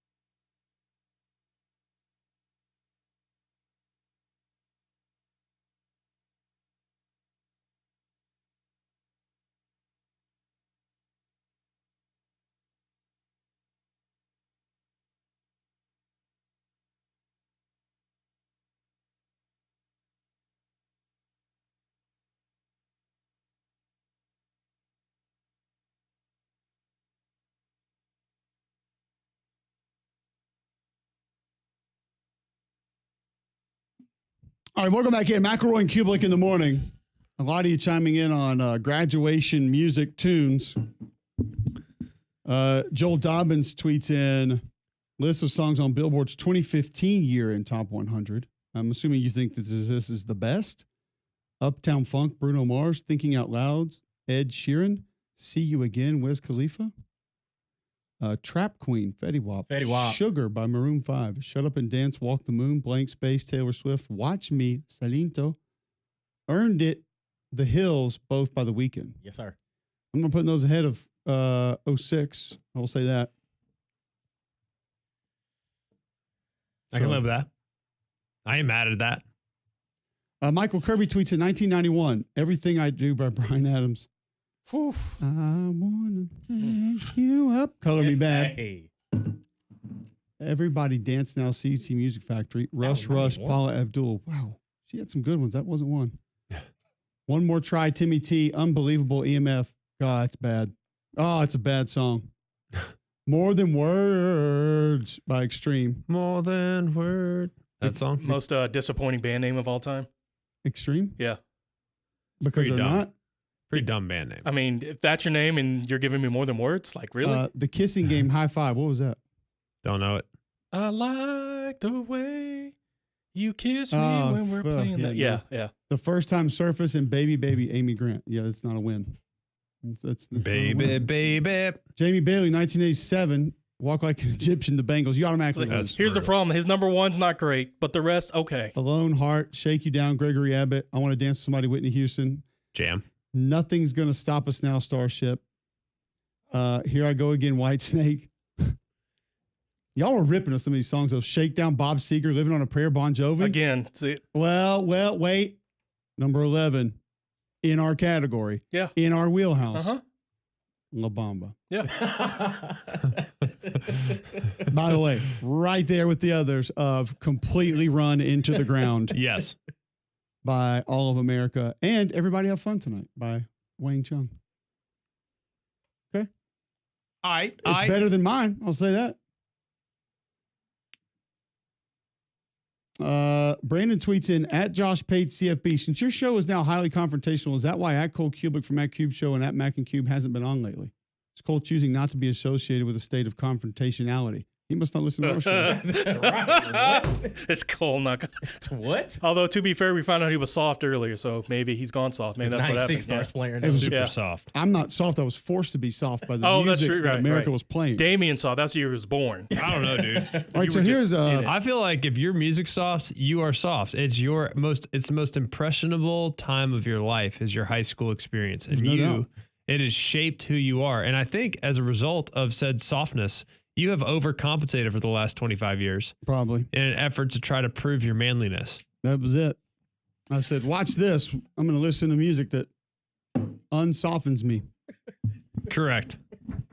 Before I get to this conundrum that I had at a store over the weekend, one store everybody needs to know about is Bromberg's. Well, Bromberg's take great care of you. They've taken great care of me. I've gone there for a long, long time, and I know you guys will have a similar experience to the one I've experienced as a customer at Bromberg's. It's the only place I've shopped for really nice jewelry since we've been back here in Birmingham. And you know that when you walk in the door, you're going to be taken care of by people that are knowledgeable, that are helpful, that are also going to get you pointed in the right direction. Remember, these are purchases that are not just run-of-the-mill purchases. These are purchases that could be in your family for multiple generations. So you want to make sure that they're protected. You want to make sure that you are supported by people that know more about this information than you do. That's why Bromberg's is the direction that I would head if I were looking at making a purchase like a natural diamond or a beautiful piece of timeless jewelry. So go and check them out. It's wedding season as well. If you have a wedding coming up or if a friend of yours is getting married, go and grab a present at Bromberg's. You'll certainly be very, very pleased with the experience that you have. So go and see Bromberg's at Mountain Brook Village and at the Summit. You can also check them out online at brombergs.com. Before we go into this conundrum that I saw at a local store, I did a little research on Nickelback. Digital Music News article states that Nickelback is the 11th best-selling band in history, all time. Over 50 million albums worldwide they have sold. Also have over 10 billion streams worldwide. And have sold out 12 consecutive tours. Now, you may say, no big deal. Also in article that in 2011, they grossed around $750,000 per show. 750? And have sold out 12 consecutive tours. 750 in 2011, by the way. So you can say whatever you want, but they're doing okay. Also, the article said that a show costs around $230,000 to produce. Oh. So, quick math. Yep. Doing decent. About 500. Last time you guys stepped into a Barnes and Noble.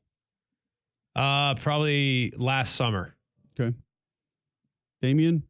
Probably never. John? Less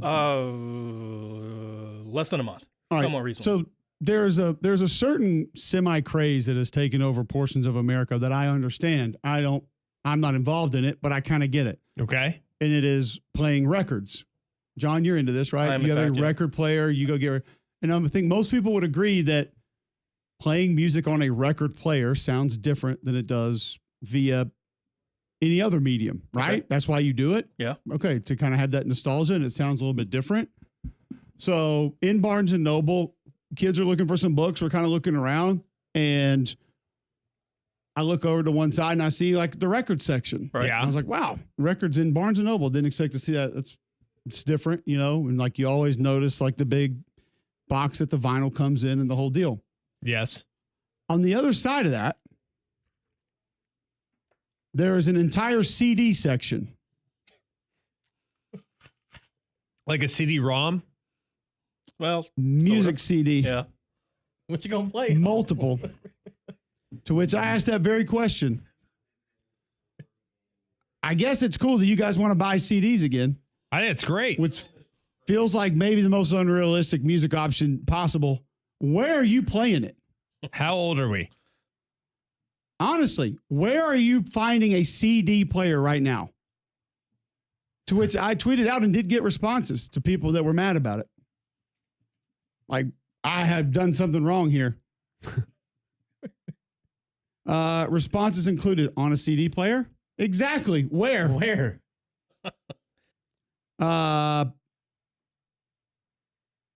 Albert Etheridge did respond to 93 Honda Accord, which I thought was great. Eric responded, in my truck. Like you just have like the old Pioneer. Do you have the face that you pull off so nobody steals it? I couldn't tell you the last time I listened to it. Lori responded, in the car, the audio quality just isn't the same with streamed or compressed music files. Is that true, What? What? She actually attached an article from The Verge that says these are the sounds left behind when you compress a song to MP3. What? Let me also introduce you to You Don't Notice That. Jason responded, Canada, prisons, and swingers parties. None of which I'm familiar with, so I don't know even where they would utilize compact discs to listen to music on. Well, Christopher said older cars that have CD players. I have an older radio that plays cassettes and CDs. Yeah, take that. Humble brag. Yeah. 6-disc. Here's why I love this. You're going to love this. How about this Studebaker retro CD player? It looks like vinyl, but it's just a CD. That's what we need. Yes. The wannabe record player that plays CDs. See, you can have that. Remember back in the day it when even has speakers. The big CD players that you put it down and it slid in. When you push play, you would start to hear it spin. You'd be like, you hear it going. Hang on a second. Stop the music. Why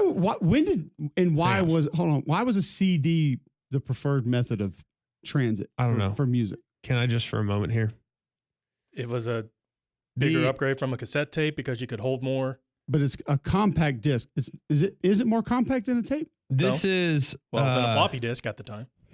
This is at Best Buy. Also haven't been in a minute. There is a Yamaha CD S303 CD player with a built-in DAC. I don't know what that is, but not besides Prescott? That DAC, I don't know. Whatever that is, not important. Oh, no one can do it better like this. It is on sale. at Best Buy for $380. I can tell you why. Good. Cool. But A CD it player. plays the sounds left behind that MP3s don't, though. It has a CD player. One? Just one. I need single disc. I need the giant 12 CD disc that player. rotates. Look at this. $380. Oh, that's like the old one you had to put on the on the entertainment stand, which are not real anymore either. They have that because Best Buy doesn't sell CDs anymore, so they know they can jack up the price for people that are like, "Oh, I want nostalgia. I need my CD player. Oh, I don't have it anymore. Says that, $300 though? Honestly, do people say that? Hang on. They just said the same thing with records like 10, 15 years ago. Look at it now. It's in Barnes & Noble. Okay, but records are are actually like it's an experience. Like you set it on there, you put the needle on. Like I have a record player at the house. I can't say that it's a little records were a little before my time, but I do think there is a cool quality that comes with listening to vinyl. What's your go-to? We have all sorts. We have a handful of different options. Louis, and probably. Honestly, I've kind of enjoyed it, and the kids kind of get into it. It's kind of cool. It's kind of fun. I'm not in there scratching. It's a turntable, but it's fun. It does. I can't wait till one day your kids find out what a DJ is and they're over there on your real record player. Like, it does make a little bit of an experience. It does. And I do think vinyl does sound a little different. Does it not? It does. Okay. CDs and the fact that you would buy a CD player for 4 times the cost of an Apple TV. You can buy 4 Apple TVs for 1 CD player, to me is absolutely absurd. Which, yes, I get. But Cole just said, remember the experience of having that old CD and the sound and everything else like that? Damien, what was the first CD you bought? Chris Brown. In what year? 2005. So 20 years later, he might be feeling a little nostalgic, and because he works in radio, can't afford it, but could go out in theory and buy something like this. That's why. I'm cool, though. I can buy a CD player to PlayStation. relive Uncle Tom's Cabin by Skid Row. Like, what are we doing? I can buy a PS5 for $500. You're right. I don't understand why you would buy, and all it does is just play CDs. Yep. For $380. But PS5 may not play PS3 games, and maybe you want to play GTA 3. According to The Verge, you can listen to an obvious effect of MP3 compression using a spectrum of noise frequencies known as white, pink, and brown noise. Yeah, I have all those on my sleep app, by the way. Every single one of them. And I don't want that in my music. Right. This is brown noise. You know, a South Park episode. Why do I want that on my music? That does sound brown. I can hear it. What can brown do for you? Not that. Pink noise. Why do I want that on music, by the way? That does have a bit of a feminine flair. Yeah. By the way, tell the difference. If CDs are leaving that out, or if MP3 leaves that out, sign me up for the MP3. Yeah. I'll take it. So is white noise like is it like coach on the field noise, or like what are we doing? You want white noise? You want good route running noise? High football IQ sounds like that. I got all of them. Got train tracks. I want to know whose ears are good enough to hear that behind the music. Because look, I want to know who sleeps to this. As someone that lived at the train station in New Jersey, I can promise you, I do not want train noises in the background. That is traumatizing. You want to relive your New York days and sleep to this? Oh, it's a city that never sleeps. Nobody cares. I want to know who sleeps all these dumb. Here you go. Sleep on a plane. That doesn't sound like a plane. Sounds like a vacuum cleaner. When was the last time you were on a plane and didn't have headphones in? For the first 5 minutes, maybe. I mean, I'm talking in the air. No. Yeah. And might not be listening to anything, but mainly just because I don't want people to talk to me. Wow. All right. Makes sense. Back with more after this.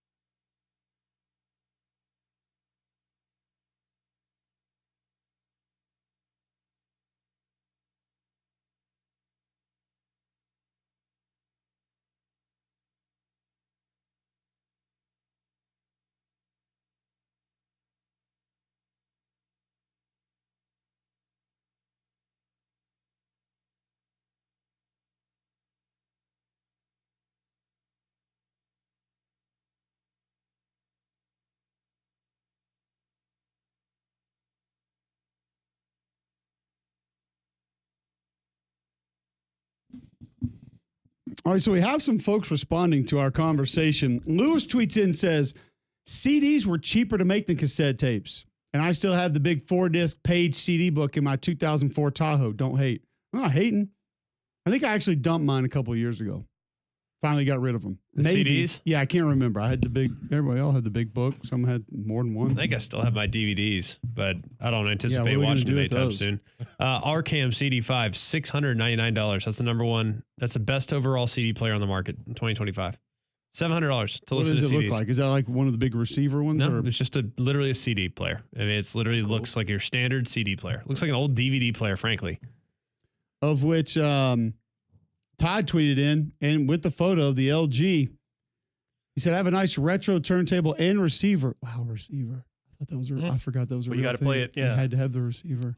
You need the Because I remember my grandparents bought me the big, like box size CD player, individual CD player for Christmas one year. Yeah. And we got home and I was like, can't listen to this. Nope, you can't do it. You had to have the receiver to hook it up to. Yep. So he said, I bought a DVD player with the thrift store for $6. It plays CDs too and sounds great plugged through the auxiliary cable.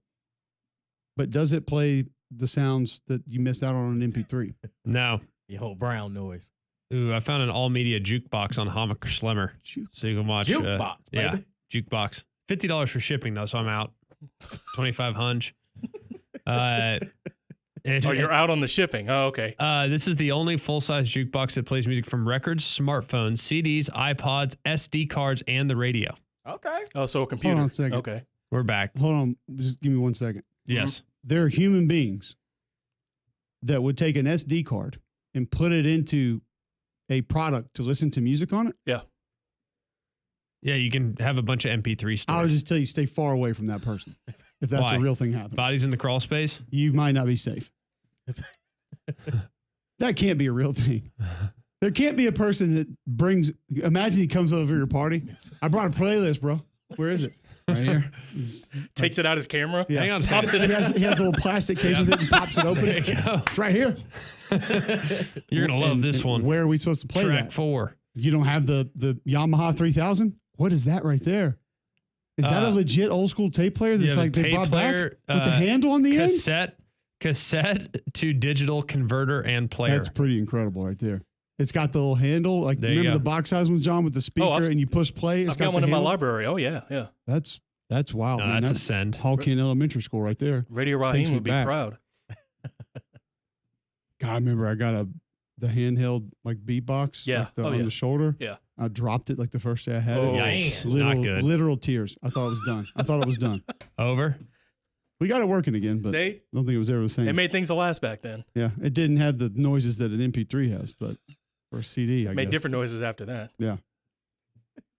Whew, all right, so can't trust vapes. Can't trust people that can do the Macarena and those that have Listen to SD music cards on an MP3 for music. All right. Yeah, or SD I'll card, keep yeah. the running list. I remember all right? that being like a thing there for a minute. I mean, it lasted a minute when they had MP3s and you could condense them and they were on the SD card.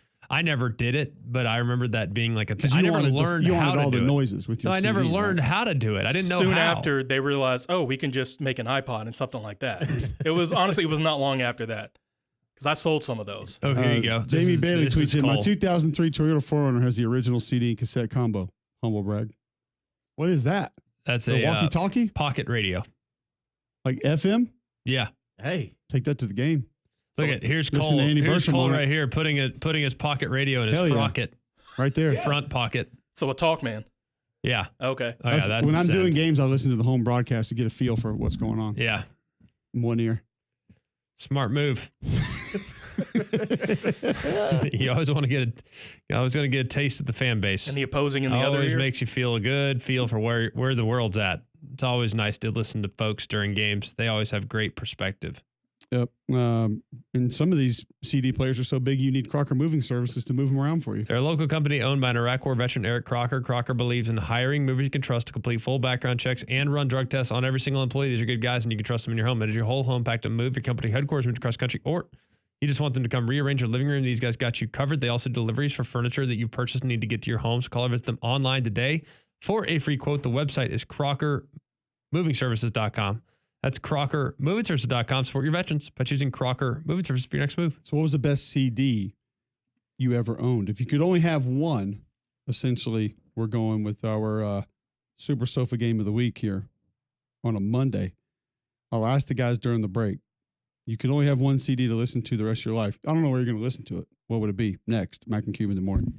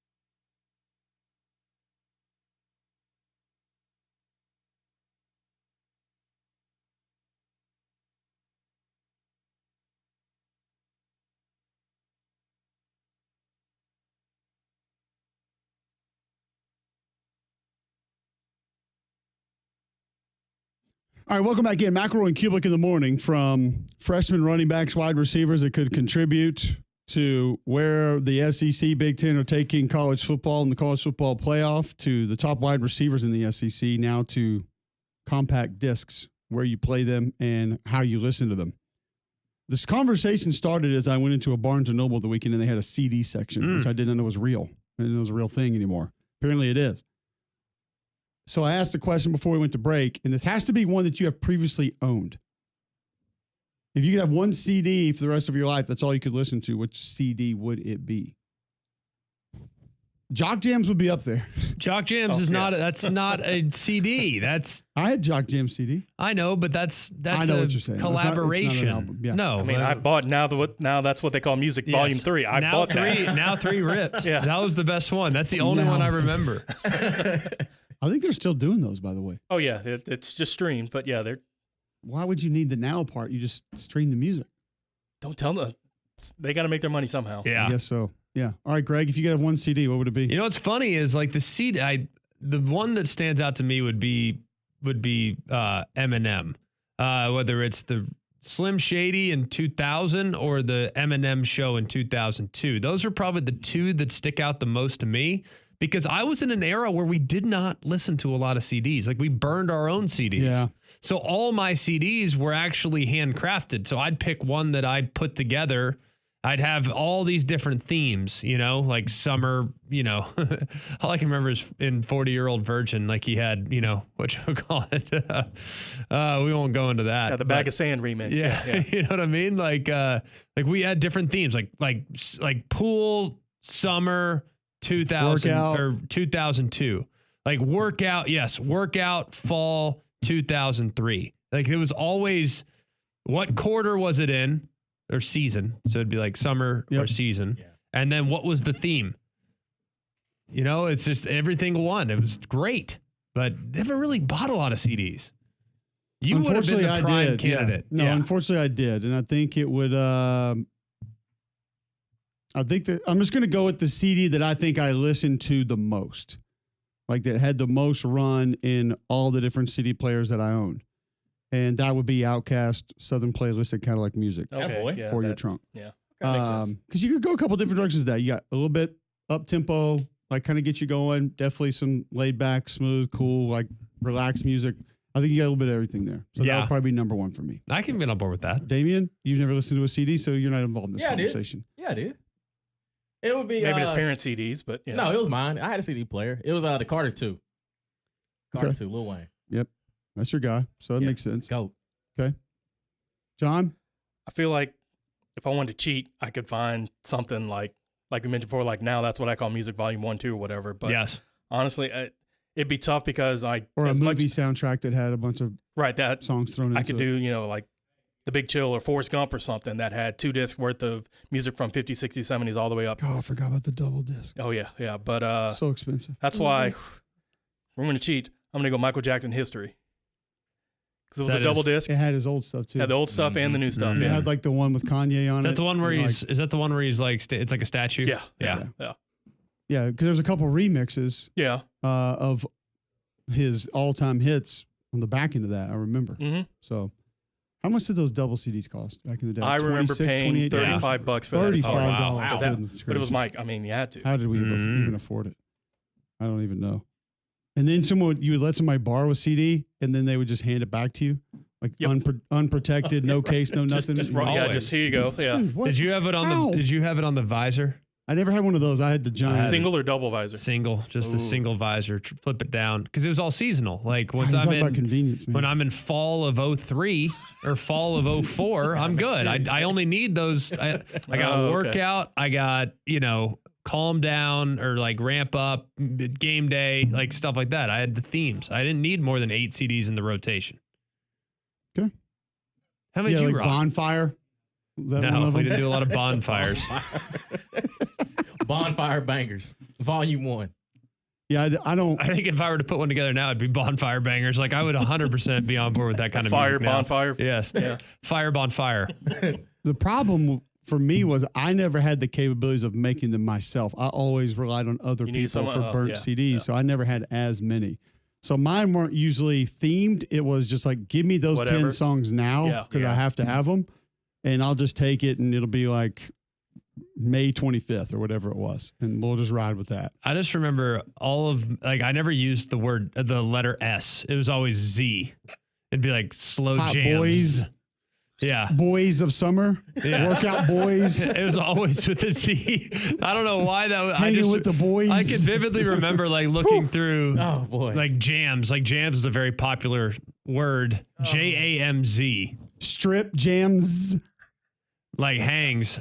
HANGZ. Brian Denny Jams. Oh boy.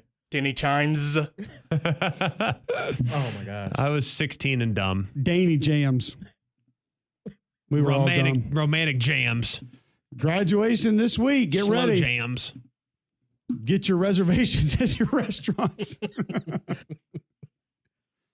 All right, we're back tomorrow. 3-man front coming to you. Hopefully their show will not be near as dumb as ours was.